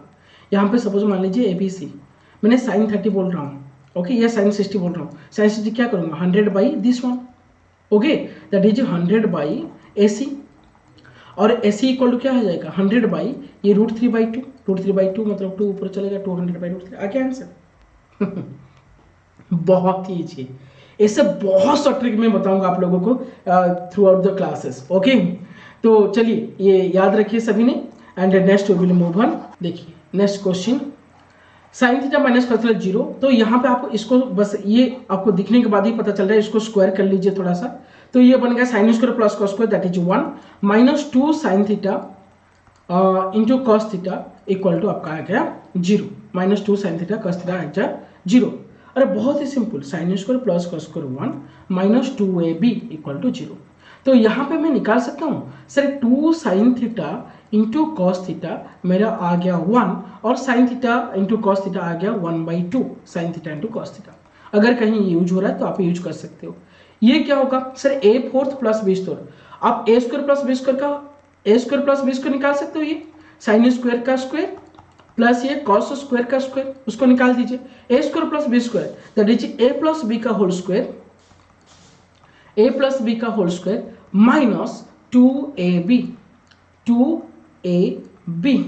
हो गया काम, और इसका वैल्यू 1 है that is 1 minus 2 sine square plus cos square, आपको साइन कॉस पता है, इसका स्क्वायर मतलब sir 1/4 that is 1/2, 1 minus half that is half, this is the right answer, okay.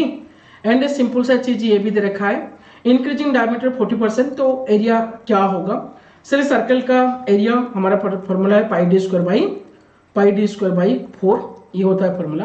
अगर d 40% इंक्रीज हो रहा है तो d चेंज हो जाएगा, आप ऐसे लिख सकते हो 1 + 40/100 का स्क्वायर टाइम्स चेंज हो जाएगा एरिया, जो कि आपको देता है सर 0 0 कैंसिल हो गया and may be this is 2 2 jar into 5 jar, तो 5 + 1 7 दैट इज 49/25 आ गया। लेकिन परसेंटेज चेंज बोला है तो 100 मल्टीप्लाई कर लीजिए, this is 4 and 49 4 jar 196, okay 196, 4 9 jar 36, 3 4 4 jar 196। अगर 196 तो श्योर 96% इंक्रीज हो जाएगा, 100 + 96 दैट इज 96% इंक्रीज हो जाएगा, ओके। नेक्स्ट, ये तो आसान है।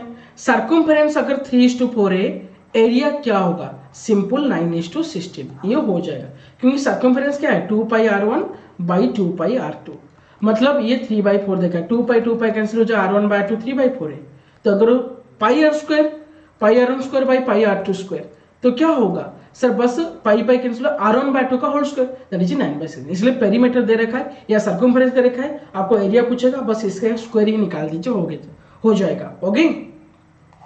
नेक्स्ट, ये इंपोर्टेंट है, ये क्वेश्चन देखिए, इसका शॉर्ट ट्रिक शायद बहुत रेयरली पता होता है बच्चे लोगों को। अगर एक सर्कल का रेडियस 10 सेम दे रखा है, राइट एंगल कर रहा है, तो एरिया आपको माइनर सेगमेंट क्या होगा? तो माइनर सेगमेंट निकालेंगे कैसे? देखिए फॉर्मूला क्या है, half theta minus sine theta into R square, ये फॉर्मूला होता है half theta minus sine theta into R square, okay. अब बताएंगे सर यहाँ पे थीटा क्या है? थीटा यहाँ पे रेडियन है, रेडियन में लिखना है। यहाँ पे राइट एंगल मतलब π/2, तो कर लीजिए हाफ, ये π/2 is 22/7 that is 22/14 minus sine π/2 is 1, r square is 100, हो गया काम, हो गया काम। बस ये 11, ये 2 7, तो 11 - 7 इज 4, तो half multiply two 4/7 multiply two 100। ये फॉर्मूला कैसे आया इसके बारे में मैं क्लास में डिस्कशन करूंगा, अभी नहीं, ओके।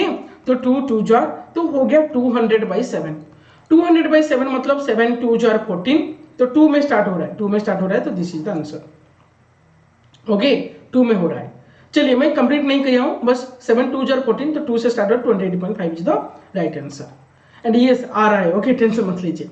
तो यहाँ पर 47 to 22 cm is rolled to form a hollow cylinder with height 40 cm। अगर हाइट 40 cm दे रखा है तो श्योर सर्कमफेरेंस बन जाएगा 22, ये सर्कमफेरेंस बन जाएगा 22 दैट इज 2πr, ये बन गया सर 22, ये हो गया। तो r का वैल्यू सर 22, ये 22 है ना, 22/7 आप ले सकते हो, ओके। तो यहाँ पे 22 कैंसिल हो जाएगा भी, तो r = 7/2, 7/2 इज 3.5, हो गया answer, okay. Next, the direct of the cylinder are ratio this one, वो दे रखा है r1/r2 दे दिया है 2/3 एंड हाइट h1/h2 दे रखा है 5/3। पूछा है वॉल्यूम, आप कुछ नहीं करना, वॉल्यूम का फॉर्मूला क्या है πr²h, इसको कहते हैं इजीली मैं कर सकता हूं, देखिए πr²h, r स्क्वायर है ना तो उसको स्क्वायर कर लीजिए दैट इज 4/9, h स्क्वायर नहीं पावर 1 है तो बस जो है उसको रख लीजिए 5/2, हो गया आंसर 20/9 2 जार 18। सॉरी ये 5/3 है यहाँ पे, सॉरी मैंने गलत लिख दिया 5/3, ओके। तो ये हो गया मेरा 4/9 और मल्टीप्लाइड आउट ये हो गया तुम्हारा 5/3, sorry 20/27, 20:27 is the right answer, और कुछ नहीं करना है।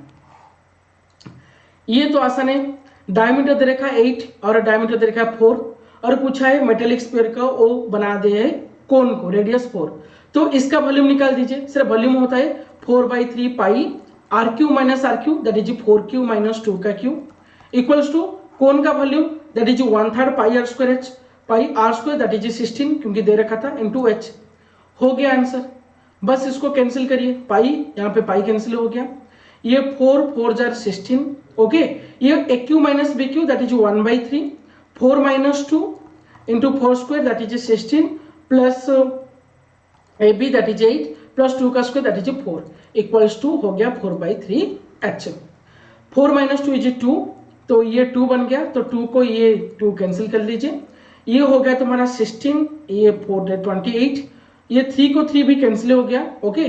तो 28/2 that is h = 28/2 that is 14 आ गया, खत्म आंसर, ओके।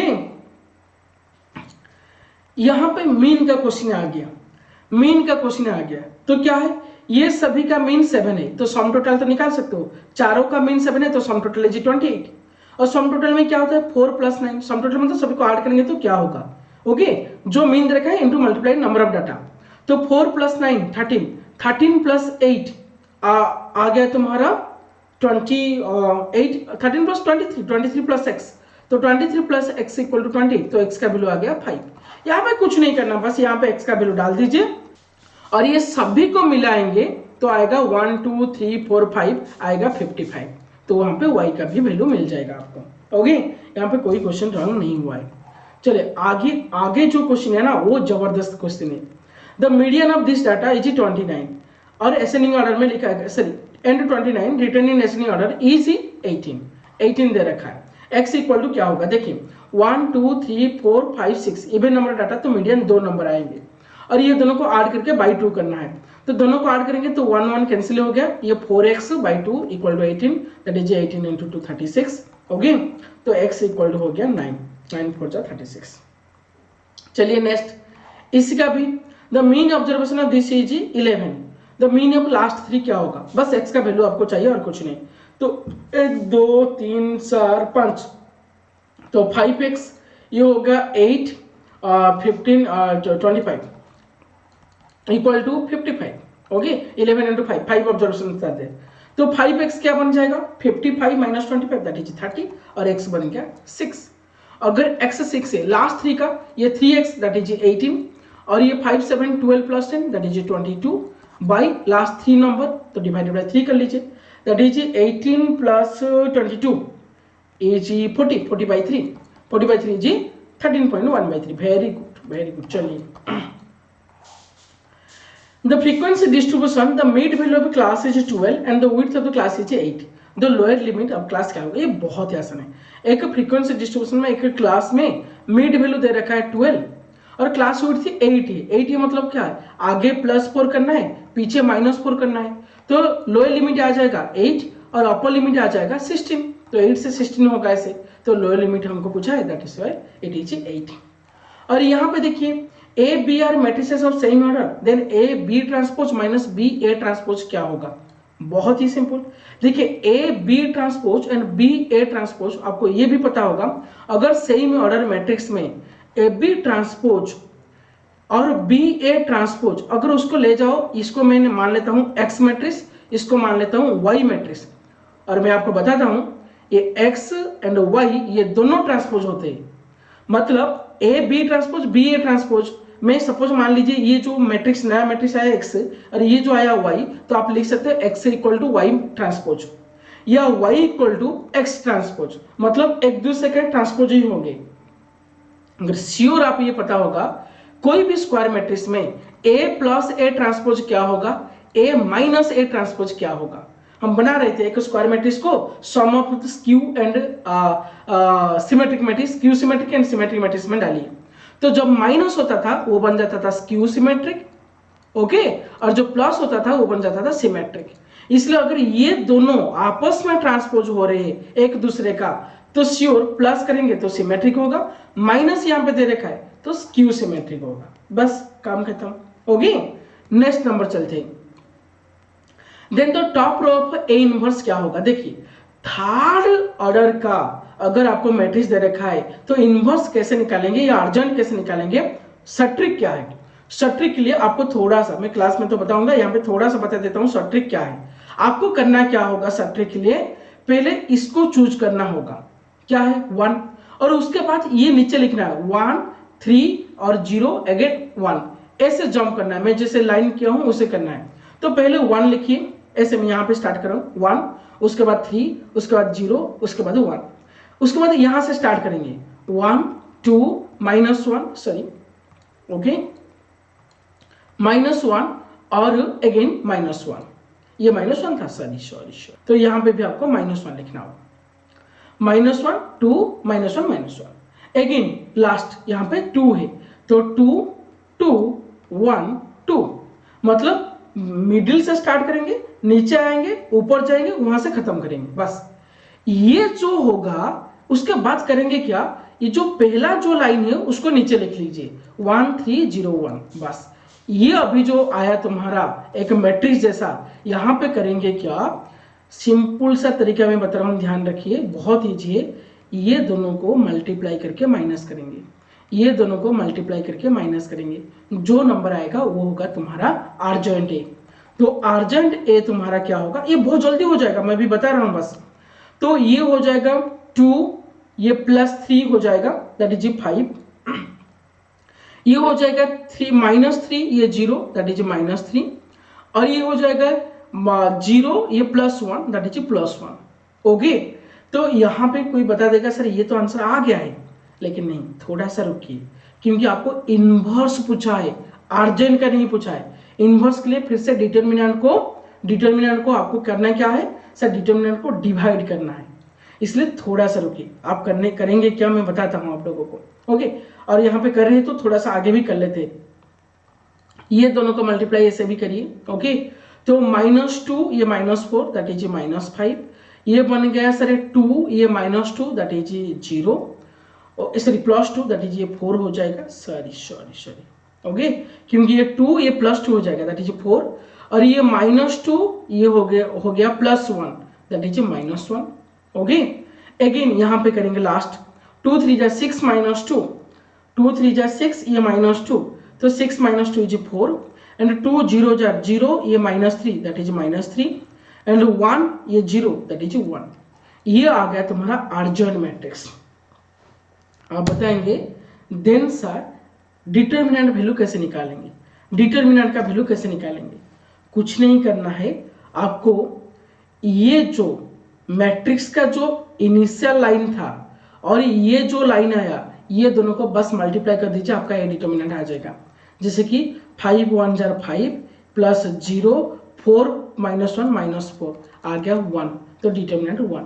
अगर भी 1 से भी डिवाइड करूंगा इसको तो इनवर्स आएगा, क्योंकि इनवर्स का वैल्यू क्या है sir, urgent A divided by A determinant. तो अभी 1 डिवाइड करेंगे तो इनवर्स आएगा, तो 1 डिवाइड करेंगे तो फर्स्ट रो में वही नंबर ही आ जाएगा, 5 -3 1। अरे यहाँ पे 1 आया तो ठीक है, कभी कभी 1 नहीं आएगा और कुछ नंबर आ जाएगा तो उसको डिवाइड करना पड़ेगा। Okay, similarly for what below k the equation this one have unique solution. देखिए ये सभी इक्वेशन है ना नॉन होमोजीनियस है, आपको मैं मैट्रिक्स मेथड में पढ़ाऊंगा, मैट्रिक्स मेथड में सॉल्यूशन कैसे करते हैं। ये नॉन होमोजीनियस है, non homogeneous form of the equations. तो इसको करेंगे कैसे, will not have unique solution. तो आपको कैसे पता चलेगा यूनिक सॉल्यूशन कब होता है कब नहीं होता है। अगर ये जो कोफिशिएंट वाला मैट्रिक्स को सपोज मैंने ए ले जाता हूं, अगर इसका डिटर्मिनेंट 0 नहीं हुआ तो यूनिक सॉल्यूशन, अगर 0 हो गया तो नॉट हैविंग यूनिक सॉल्यूशन। तो ले जाओ प्लीज, एक कोफिशिएंट वाला मैंने ले गया मैट्रिक्स, ये 2 -3 2 और 5 4 -2, अगर यहाँ पे 1 -13 एंड के, इसका डिटर्मिनेंट 0 ले जाओ, क्योंकि नॉट हैविंग यूनिक सॉल्यूशन पूछा है। तो यहाँ पे डिटर्मिनेंट निकालने के बाद के का वैल्यू आपको श्योर मिल जाएगा, एंड इट विल 8 आ रहा है यहाँ पे, बस डिटर्मिनेंट निकाल दीजिए, काम खत्म। नेक्स्ट आ गया इंपोर्टेंट और एक इनइक्वालिटी को लेके, मैंने अभी भी बताया था, अगर ग्रेटर देन दे रखा है थोड़ा सा दिक्कत है। अगर x mod greater than a पूछा गया है तो आपको यहाँ पे 2 चीज लेना होगा। अगर +a से बड़ा नंबर ले रहे हो तो भी ठीक है, -a से छोटा नंबर ले रहे हो तब भी ठीक है। अब बताइए सर कैसे, अगर -a से मैं छोटा नंबर ले रहा हूँ, उसका मॉडुलस ले रहा हूँ, तो मॉडुलस तो पॉजिटिव आ जाएगा, इसलिए बड़ा ही होगा। जैसे कि सपोज मान लीजिए यहाँ पे मैंने -2 यहाँ पे 2 रखा, तो 2 से बड़ा नंबर लूंगा, यस इसका मॉडुलस 2 से बड़ा ही आएगा। -2 से छोटा लूंगा, -3 -4, इसका मॉडुलस में बनाऊंगा, -3 का मॉडुलस 3, -4 का 4, वो 2 से बड़ा ही हो रहा है। इसलिए सभी टाइम अगर आपको ऐसे ग्रेटर देन वाला दे रखा है तो थोड़ा सा याद करके 2 पार्ट में डिवाइड करना, इनमें से ज्यादा होने से भी होगा, इनमें से कम होने से भी होगा। तो इसको 2 पार्ट में डिवाइड करेंगे। 2x + 3 5 से बड़ा होगा तब भी चलेगा, 2x + 3 -5 से छोटा होगा तब भी चलेगा। अगर बड़ा हो रहा है तो यहाँ पे x ग्रेटर देन हो जाएगा 5 - 3 2, दैट इज 1। ओके, अगर छोटा हो रहा है तो 2x लेस देन हो जाएगा -8, x लेस देन हो जाएगा -4, x लेस देन -4।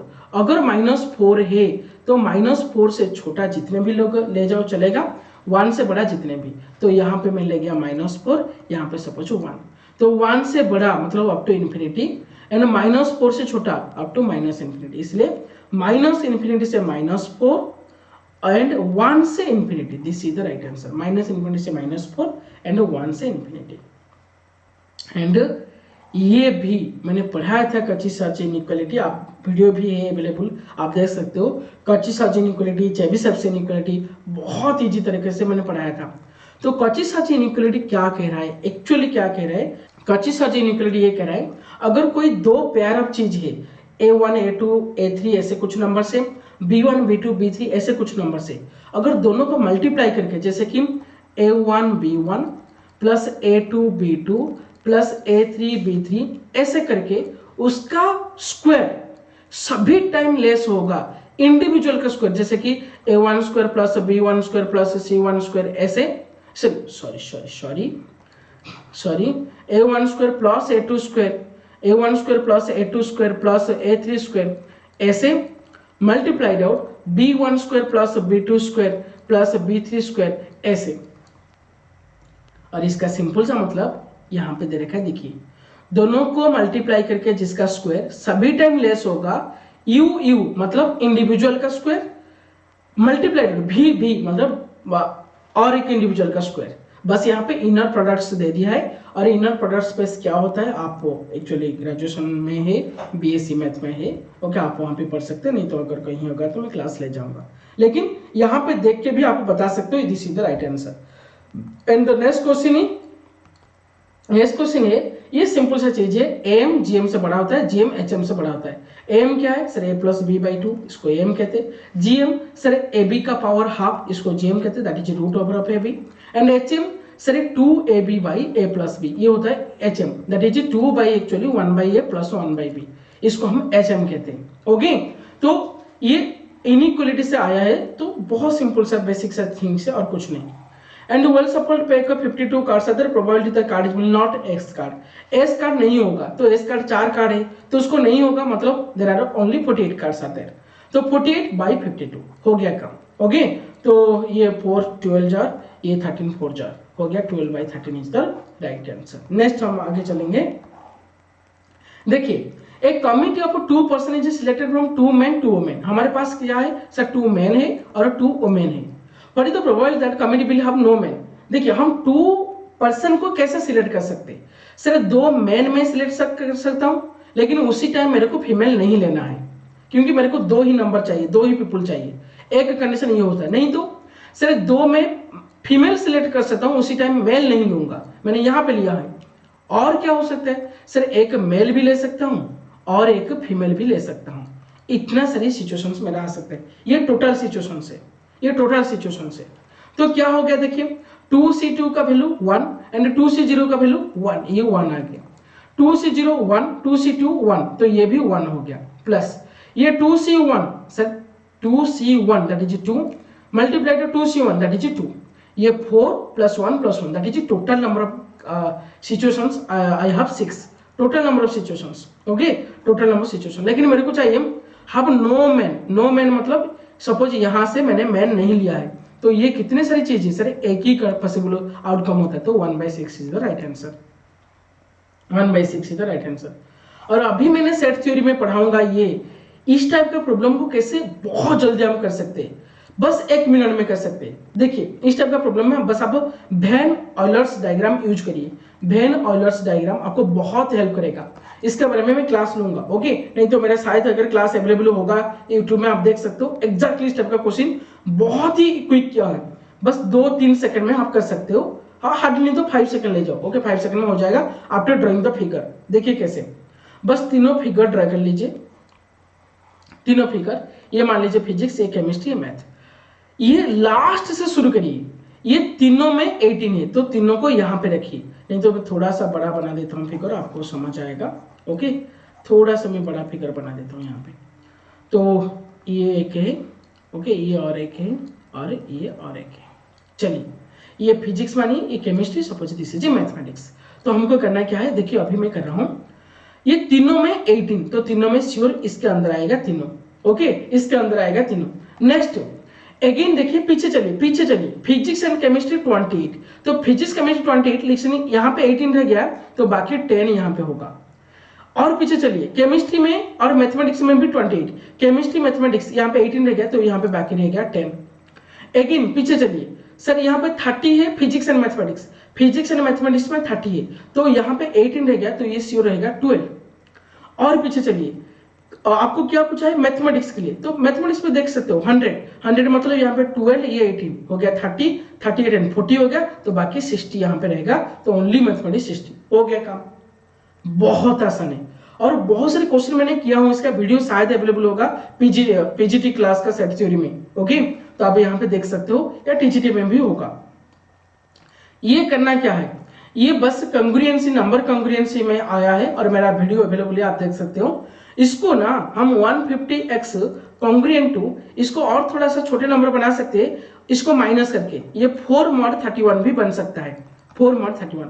अभी करने के कुछ नहीं करना है, बस आंसर की ओर चलिए, 14x के प्लेस में रखिए, -4 करने के बाद 31 से डिवाइड हो रहा है या नहीं, 22x के प्लेस में रखिए, दैट इज 150 into 22 ऐसे रखिए, -4 करिए, अगर वो 31 डिवाइड करना है या नहीं कर रहा है उसको चेक करिए, और 24 रखिए x के प्लेस में, और 4 माइनस करिए, दैट इज 150 into 24 -4 करिए, अगर वो 31 डिवाइड कर रहा है या नहीं कर रहा है चेक करिए। ये यहाँ पे कर रहा है 24 को लेके, लेकिन आपको करना पड़ेगा। ये देखिए, बस आपको ये आपको बेवकूफ बनाने के लिए बस पूछा है, 6 का पावर 500 लास्ट डिजिट क्या होगा। देखो 6 का पावर कुछ भी ले जाओ, एनीथिंग्स कुछ भी ले जाओ, लास्ट में सभी टाइम 6 ही मिलेगा। 6 का स्क्वायर 36, अगेन 216, जितने भी ले जाओ लास्ट में 6 ही मिलेगा, इसलिए यहाँ पे कुछ नहीं करना है, बस ये आंसर ही रखना है। 6 का पावर कोई भी रख लीजिए, बस 6 ही आएगा। नेक्स्ट, ये जो क्वेश्चन कैसे करते हैं, ये क्वेश्चन को 5 का पावर n प्लस 5 का power n minus 1 is 30, then the value of 2n this one, इसको थोड़ा सा कमा निकाल दीजिए, जो लेस होगा, n-1 लेस है तो कमा निकाल दिया, यहाँ पे बचेगा कौन, और एक 5 बचेगा क्योंकि n-1 निकाल गया, और यहाँ पे सिर्फ 1 बचेगा। इक्वल टू 30 को मैं लिख सकता हूँ 5 into 6, यस, ये 6 कैंसिल हो गया, बाकी रहेगा 5 का पावर n-1 इक्वल टू 5 का पावर 1, तो n इक्वल टू बन गया तुम्हारा 2, और n 2 है तो ये बन गया 4 का power 1, that is answer is 4, तो 4 is the right answer. Real number, क्योंकि सभी आ जाते हैं यहाँ पे, क्योंकि इंटीजर भी आ सकते हैं, तो सभी तो आंसर नहीं है ना, तो इसलिए रियल नंबर बता दीजिए, तो सभी का काम कर लेगा। Next, the number of positive divisor, देखिए 252 को बस से सिंप्लीफाई कर लीजिए एलसीएम निकाल के, जैसे कि सपोज मैंने 3 से कर दिया, तो 3 8 जा 24, 1 12 एंड 3 4 जा 12, एंड आफ्टर 3 से अगेन कर दिया, 3 2 जा 6, में भी नहीं होगा क्या, 3 2 जा 6, ये 2 24, 3 8 जा हो गया, एंड 7 4 जा 4 मतलब 2 2, तो ये आ गया 2 का स्क्वायर 3 का स्क्वायर इंटू 7 का पावर 1। तो नंबर ऑफ पॉजिटिव डिवाइजर से कैसे होगा, ये पावर को बस 1 1 बढ़ा दीजिए, 2 + 1, ये 2 + 1, ये 1 + 1। अरे क्यों मैं कर रहा हूँ, ये परमुटेशन को लेके मैं क्लास करूंगा, ओके, परमुटेशन को लेके ये मैं क्यों कर रहा हूँ आपको बताऊंगा। तो 3 × 3 × 2, 3 3 9 2 18, तो 18 number of that are there positive divisors. और ये बस बाइनोमियल एक्सपेंशन है, ग्रेटेस्ट कोएफिशिएंट। देखिए बाइनोमियल एक्सपेंशन में जितने भी कोएफिशिएंट्स होता है वो सभी ग्रेटर, मतलब पहले इंक्रीज हो के जाएगा, मिडिल में मैक्सिमम होगा, अगेन डिक्रीज हो जाएगा, क्योंकि आपको पास्कल्स ट्रायंगल पता होगा, पास्कल्स ट्रायंगल, इसलिए इसका बीच वाला नंबर देखिए, अगर पावर 10 है तो how many numbers of term are there, number of terms से नंबर ऑफ टर्म्स होगा 11, क्योंकि पावर 10 है। अगर 11 नंबर ऑफ टर्म्स तो मिडिल वाला टर्म होगा 10c5, तो दिस इसका वैल्यू सबसे ज्यादा होगा, इसलिए 10c5 is this one, 10 factorial by 5 factorial 5 factorial. And ये जो नंबर है ये आपका एक्चुअली डायरेक्ट बुक का पूछा है, ओके, एनसीईआरटी बुक का ये डायरेक्ट पूछा है। ये थोड़ा सा लंबा हो रहा है, यहाँ पे स्पेस नहीं होगा, मैं नहीं कर रहा हूँ, लेकिन आपको एक अलग एक वीडियो करके उसका भेज दूंगा, और वो आंसर आ रहा है शायद 5 और 9, ओके, 5 और 9, ये थोड़ा सा आपको मार्क करना है। ये डायरेक्ट एनसीईआरटी बुक का थोड़ा सा लंबा हो रहा है, लेकिन मैं बाद में इसको अलग वीडियो करूंगा, उसका सब ट्रिक अगर होगा तो मैं बता दूंगा, ओके। नेक्स्ट, ये भी एक इंपोर्टेंट है, ये एक इंपोर्टेंट है, okay. The value of limit ends to infinity n factorial by n का होल पावर n, ये क्या होगा, आंसर है इसका e टू द पावर -1। आप बताएंगे सर कैसे, कैसे, इसको मैं मार्क कर रहा हूं, देखिए ध्यान दीजिए सभी ने। ये मान लीजिए a इक्वल्स टू मैंने ले गया n फैक्टोरियल बाय n, इसका होल पावर 1/n, और उसको दोनों साइड में लॉन ले गया। ओके, थोड़ा सा यहाँ पे जगह नहीं हो सकता इसलिए मैंने उसी को छोड़ दिया, ये नंबर करूंगा क्योंकि ये इंपॉर्टेंट है। तो लॉन ए इक्वल टू मैंने इसको लिख दिया 1/n lawn of n factorial by n। और अभी करेंगे क्या, दोनों साइड लिमिट ले जाओ, limit n tends to infinity ln a equal to limit n tends to infinity 1/n ln n factorial minus ln n। उसको आप ऐसे भी लिख सकते हो, और ये n नहीं तो यहाँ पे भी एक रख लीजिए, मैंने ऐसे लिख देता हूँ दोनों को अलग करके। ओके, लिमिट और एक ले जाता हूँ, limit n tends to infinity ln n by n। पहले इसको मार्क करते हैं, इसको करते हैं, क्या होगा sir, limit n tends to infinity ln n by n, ये sir infinity by infinity form आ रहा है, तो एल हॉस्पिटल रूल यूज करिए। तो limit n tends to infinity ln n का 1/n और n का डेरिवेटिव 1, तो 1/इंफिनिटी इज 0, तो ये टर्म तुम्हारा 0 बन गया, कुछ काम का नहीं है, बस बाकी रहेगा ये टर्म। और यहाँ पे मैं कैसे कर रहा हूँ ध्यान दीजिए, limit n tends to infinity था ln n factorial divided by n। Okay, तो यहाँ पे हम करेंगे, ये जो लॉन n फैक्टोरियल का मतलब क्या होता है, आप ऐसे लिख सकते हो ln n tends to infinity. Okay, दिखाई दे रहा है सभी को, मैं थोड़ा सा ऊपर चला जाता हूँ। ओके, अभी ये 1/n रखिए, ये जो लॉन n फैक्टोरियल को मैं ऐसे लिख सकता हूँ lawn n plus lawn n-1 plus lawn n-2, ऐसे करके लास्ट में प्लस लॉन n तक, लॉन 1 तक। ओके, तो इसका सिंपल सा मतलब ऐसे हो रहा है, मैं इसको थोड़ा सा समेसन करके लिख रहा हूँ, आपको समझ आ जाएगा। लिमिट n टेंड्स टू, हाँ थोड़ा सा बड़ा है, क्वेश्चन थोड़ा सा बड़ा है, 1/n, इसको समेसन कर लीजिए, लॉन n, जो n का वैल्यू है ना 1 से n तक, i इक्वल्स टू, नहीं तो r ले जाओ, लॉन r ले जाओ, जो r इक्वल टू 1 से n तक, ये लॉन r ले गया मैंने। ओके, लॉन r ले गया बस।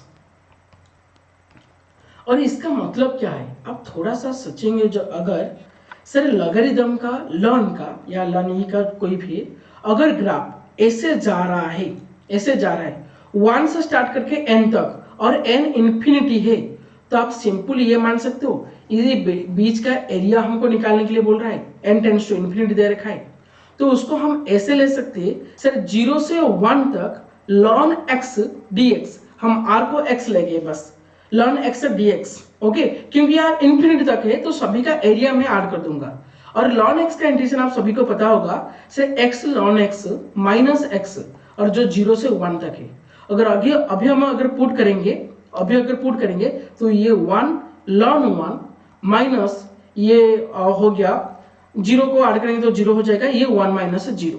ओके, दिखाई नहीं दे रहा होगा, शायद मैं रह जाता हूँ। ओके, यहाँ पे अभी दिखाई देगा, तो ये ln 1 का वैल्यू 0 हो गया। ओके, ln 1 का वैल्यू 0, ये बन गया -1।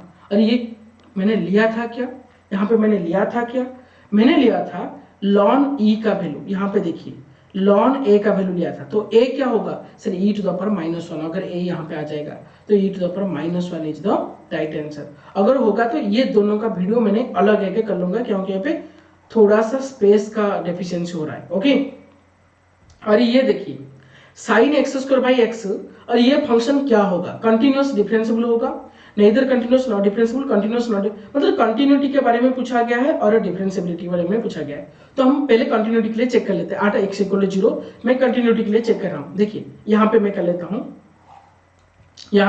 क्योंकि थोड़ा सा जगह आप लिख लीजिए, उसके बाद मिटा देना। तो मैंने क्या किया, limit x tends to 0 sin x² था, मैंने क्या किया, नीचे x मल्टीप्लाई कर दिया और एक x आगे मल्टीप्लाई कर दिया, तो इसका वैल्यू मेरे को पता है sin x²/x, तो इसका वैल्यू मेरे को पता है x tends to 0 sin x²/x², और इसको अलग रख दिया, limit x tends to 0 x, इसका कंप्लीट वैल्यू है 1, तो 1 × 0 आ गया 0, मतलब लिमिट सेटिस्फाई हो रहा है। अभी चलते हैं डिफरेंशिएबिलिटी के बारे में, और डिफरेंशिएबिलिटी के लिए आपको क्या करना है, डिफरेंशिएबिलिटी के लिए देखिए। ओके, तो मैंने f'0+ के लिए सोच रहा हूं, तो इसको मैं लिखूंगा limit x tends to 0+, okay, h tends to 0+, f(h) - f(0) divided by h, ये था हमारा formula F of H minus F of zero divided by H. तो यहाँ पे मैंने क्या limit H tends to zero, F of H मतलब बन गया sine H square divided by H minus F of zero के लिए तो जीरो आया था ऑलरेडी, ओके, डिवाइडेड बाई ये था एच, मतलब हो गया limit H tends to zero sine H square divided by h square और जिसका वैल्यू है 1, जिसका वैल्यू है 1। अभी चलते हैं एफ डैश जीरो माइनस के लिए। इसका फॉर्मूला क्या है sir, limit H tends to zero minus, इसके बारे में डिटेल्स डिस्कशन करूंगा क्लास में, ओके। लिमिट कंटिन्यूटी भास्ट क्लास होगा कैलकुलस का, मिनिमम 20 क्लासेस में भी देर, ओके, बहुत अच्छे क्लास होगा। ये होगा f of H minus F of zero divided by minus h, okay. Actually आप एफ ऑफ माइनस एच यहाँ पे एक्चुअली डाला जाता है, minus h divided by minus h. तो यहाँ पे हो गया limit H tends to zero minus h that is sine minus h का whole square divided by minus h और ये जीरो डिवाइडेड बाई यहाँ पे माइनस एच। तो बन गया limit H tends to zero minus, ये हो गया साइन माइनस एच का स्क्वायर मतलब एच स्क्वायर, ये minus h again h square और जिसका वैल्यू 1 है। मतलब yes L H D also equal to R H D, मतलब ये डिफरेंशिएबल भी होगा, डिफरेंशिएबल भी होगा। तो इसका सिंपल सा मतलब आपको ये मिल गया अभी, ओके। तो yes it is continuous and differentiable, it is continuous and it is continuous and differentiable जो होगा वही आंसर है, continuous and differentiable at x equal to 0। चलिए this is the answer. Next देखिए रेकरेंस रिलेशन के बारे में। रेकरेंस रिलेशन एक्चुअली एक इंपॉर्टेंट चैप्टर है, लेकिन बहुत सारे बच्चों को रेकरेंस रिलेशन के बारे में पता नहीं होता है। यहाँ पे करेंगे क्या, बहुत सिंपल है, इनमें से कौन सा आंसर होगा, हम आंसर को फोकस करेंगे तो इजी हो जाएगा। यहाँ पे दे रखा है n equal to a n minus one plus 2n and a naught zero देखा है, ए नॉट का वैल्यू दे रखा है, इसलिए मैंने क्या किया यहाँ पे n के प्लेस में 1 डाल दिया, तो ये a1 हो गया, ये a नॉट हो गया प्लस ये 2 हो गया। अभी a नॉट का वैल्यू मेरे को पता है 2, तो a1 मेरा बन गया 2 प्लस 2 दैट इज 4। सपोज मैं n के प्लेस में 2 डाल रहा हूं, तो ये बन जाएगा 2a2 इक्वल टू a1 हो जाएगा प्लस 4 हो जाएगा, और a1 का ऑलरेडी आपको वैल्यू पता है दैट इज 4, तो a2 आ गया 4 प्लस 4 दैट इज 8। अब देखेंगे अभी करना क्या, आंसर क्या होगा, कुछ मत करिए, आंसर में n के प्लेस में 1 2 3 ऐसे डाल दीजिए, आंसर चेक करिए कहां से हो रहा है। पहले 0 डालिए, 0 डालने में 7 हो रहा है, यहाँ पे तो 2 दे रखा था तो नहीं होगा, 0 डालिए, यहाँ पे 0 डाल दिया तो 2 आ गया, बस दिस इज द आंसर। जैसे आप चेक कर लेते हैं 1 डालते हैं तो 1 प्लस ये 1 प्लस 2 ये हो गया 4, देखो 4 आया है, 2 डालते हैं ये हो गया 4 प्लस 2 प्लस 2 ये हो गया 8, देखो 8। तो मैक्सिमम टाइम आंसर आपको बहुत हेल्प करेगा, बहुत हेल्प करेगा इस टाइप का सवाल को आंसर देने के लिए, ओके। कुछ नहीं सोचना है रिकरेंस रिलेशन के बारे में, बस बहुत सिंपल सा, मेरा वीडियो ऑलरेडी अवेलेबल है, आप ऐसे करेंगे रिकरेंस रिलेशन बाय ड्रीम आईडियो कंप्लीटली अवेलेबल है, आप निकाल सकते हो, वहां पे पढ़ सकते हो। नेक्स्ट एक्सपेक्टेशन, यार डेड इजी है, एक्सपेक्टेशन के मतलब जितना इजी आप बिलीव नहीं कर सकते हो। एक्सपेक्टेशन का मतलब क्या होता है, एक्सपेक्टेशन ऑफ एक्स, हाँ जितना इजी है मैंने उतना डीप भी क्लास किया हूं, आपको पता है एक्सपेक्टेशन का मैंने 3 घंटे का एक क्लास लिया था, 3 घंटे का क्लास, फिर भी खत्म नहीं हुआ है, ओके। तो एक्सपेक्टेशन बहुत इजी है। एक्सपेक्टेशन क्या है, कुछ नहीं करना है, expectation of x equal to x f of x और कुछ नहीं, और उसको सम करना है, ओके। जितने भी प्रोबेबिलिटी दे रखा है वो प्रोबेबिलिटी को उसी डाटा के साथ मल्टीप्लाई करिए, उसको सम करिए। तो 0 इंटू समथिंग तो 0 आ गया, 1 into 2/6 plus 2 into 4/6 plus 3 into 3/6 हो गया, 3 plus 4 7 plus 2 that is 9/6 is the answer, that is actually 3 3 जा 3 2 जा 3/2 1.5 is the right answer. And आप बिलीव नहीं करेंगे, ये क्वेश्चन मैं आपको थोड़ा सा बताऊंगा, ये मैंने कहां पे रखा है, एक्चुअली मेरे मेटेरियल का क्वेश्चन है, आप देखेंगे यहाँ पे देखिए लिखा गया है what is regression, it is a technique to fix a data, it is a technique to find outliers, it is a machine learning algorithm, it is a technique to predict values, okay. Assignment, yes, DAS is widely used for prediction, regression analysis, correlation analysis, analysis variance and analysis of covariance, this is prediction के लिए regression analysis. और आपका question क्या पूछा गया है, देखिए यहाँ पे क्या पूछा गया है। सर पूछा गया है which of the following technique is analysis of the relationship between the two variables to help provide the prediction mechanism. तो सिंपली होगा आंसर इज रिग्रेशन। अब मैंने यहाँ पे बहुत अच्छे से बताया स्टैंडर्ड एरर क्या है, कोरिलेशन क्या है, रिग्रेशन क्या है, मीन क्या है। ओके, जैसे कि कोवेरिएंस भी क्या है। अगर आपको बस डायरेक्शन चाहिए, डायरेक्शन के लिए कोवेरिएंस होगा, डायरेक्शन विथ स्ट्रेंथ हो जाएगा तो वो हो जाएगा कोरिलेशन। अभी प्रेडिक्शन हो जाएगा डायरेक्शन स्ट्रेंथ विथ प्रेडिक्शन तो हो जाएगा रिग्रेशन। ओके, ये पढ़े थे हमने। चलिए next, find the random variable okay x if f of x equal to this one. कुछ नहीं करना है, mean of the random variable, इसका मतलब एक्सपेक्टेशन नहीं पूछा है। तो ये लेकिन कंटिन्यूअस रैंडम वेरिएबल है, इसलिए प्रोबेबिलिटी डेंसिटी फंक्शन दे रखा है। तो आपको एक्सपेक्टेशन के लिए, इसका आपको क्लास मेरा है ऑलरेडी, आप वहां पे देख सकते हो। एक्सपेक्टेशन के लिए आपको करना क्या है, इंटीग्रेशन कर लेना है 0 से 1 x minus 5/2 multiply two x D x plus again 1 से 2 तक है तो 1 से 2 ले जाओ, 2x था मल्टीप्लाई x करना है ओके क्योंकि मल्टीप्लाई करना पड़ेगा डाटा से, इंटू dx। बाकी सभी में 0 है तो कुछ मत लिखिए, छोड़ दीजिए बस। तो इसको बस इंटीग्रेशन कर लीजिए, ये क्या हो जाएगा sir x square that is x³/3 हो गया 0 से 1 तक, माइनस 5/2x तो ये बन गया -5/4 ये x स्क्वायर, ये 0 से 1 तक ओके। अगेन यहाँ पे 2x स्क्वायर तो हो गया 2x³/3 और ये 1 से 2 तक। आंसर आ गया तुम्हारा, बस वैल्यू डाल दीजिए, आंसर हो गया। कैसे कि सर ये 1/3 ये 1 माइनस 0 हो गया, प्लस ये 5/4 ये 1 माइनस 0 हो गया, प्लस ये 2/3 ये 8 माइनस 1 हो गया। तो ये बन गया 1/3, ये बन गया प्लस 5/4, ये बन गया 7 2 14/3। नीचे आ गया 12 ओके 4 3 जार, ये हो गया 4 प्लस ये हो गया 15, ये हो गया 14 4 jar okay 14 4 jar 4 4 jar 6 4 1 jar 4 1 5 शायद 56 ओके 14 4 जार 56। ये बन गया 56, ये 60, ये 75/12 ओके। तो बनेगा 12 कितना होगा 12 4 जार 12 4 जार सॉरी यहाँ पे एक माइनस था क्या, सॉरी यहाँ पे एक माइनस था ओके, यहाँ पे एक माइनस था तो ये माइनस होगा ओके, ये माइनस होगा।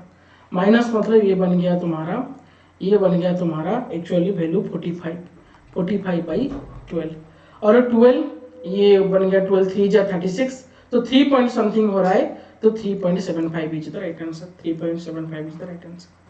And next the differential coefficient, ये तो बहुत आसान है, आपको शायद पता होगा। यहाँ पर अगर 2 tan theta by 1 minus tan square theta ये हो जाएगा 2 थीटा क्योंकि tan इनवर्स कैंसिल हो जाएगा।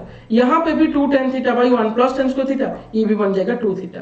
तो 2 थीटा इसलिए डिफरेंशियल कोफिशिएंट बन जाएगा 1 ओके क्योंकि ये 2 tan इनवर्स x ये भी 2 tan इनवर्स x तो श्योर बन जाएगा 1 और कुछ नहीं है।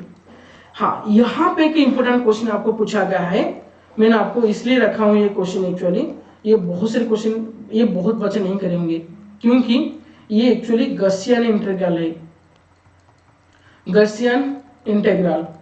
तो ये क्या है गॉसियन इंटीग्रल एक्चुअली, उसको मैं क्या कर रहा हूं थोड़ा सा आपको गॉसियन इंटीग्रल फॉर्म में लिख लेता हूं। मैंने पुट कर दिया यहाँ पे ax इक्वल टू t मान लीजिए तो dx इक्वल बन गया dt/a ओके।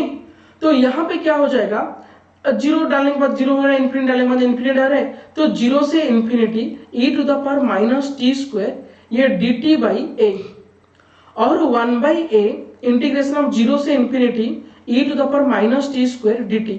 और ये जो है ना ये होता है गॉसियन इंटीग्रल और इसका वैल्यू क्या होगा, इसका वैल्यू आपको याद रख लेना चाहिए क्योंकि बहुत एग्जाम में आता है। इसका वैल्यू होता है √π/2, इसका वैल्यू गॉसियन इंटीग्रल का वैल्यू √π/2। तो आ गया आंसर तुम्हारा sir √π/2a, this is the right answer okay. तो चलिए यहाँ पे खत्म हो गया आपका। तो एक क्वेश्चन एक्चुअली आप क्या कर सकते हो, चैलेंज कर सकते हो क्योंकि एक क्वेश्चन का आंसर गलत दे रखा है, बाकी सभी अच्छा क्वेश्चन था लेकिन एक दो क्वेश्चन थोड़ा सा आपको डिफिकल्ट लेवल को ले रहा था और उसी क्वेश्चन में ही आपका रैंक डिसाइड होता है ओके, उसी क्वेश्चन में रैंक डिसाइड होता है। चलिए thank you so much. Thank you. Okay, bye.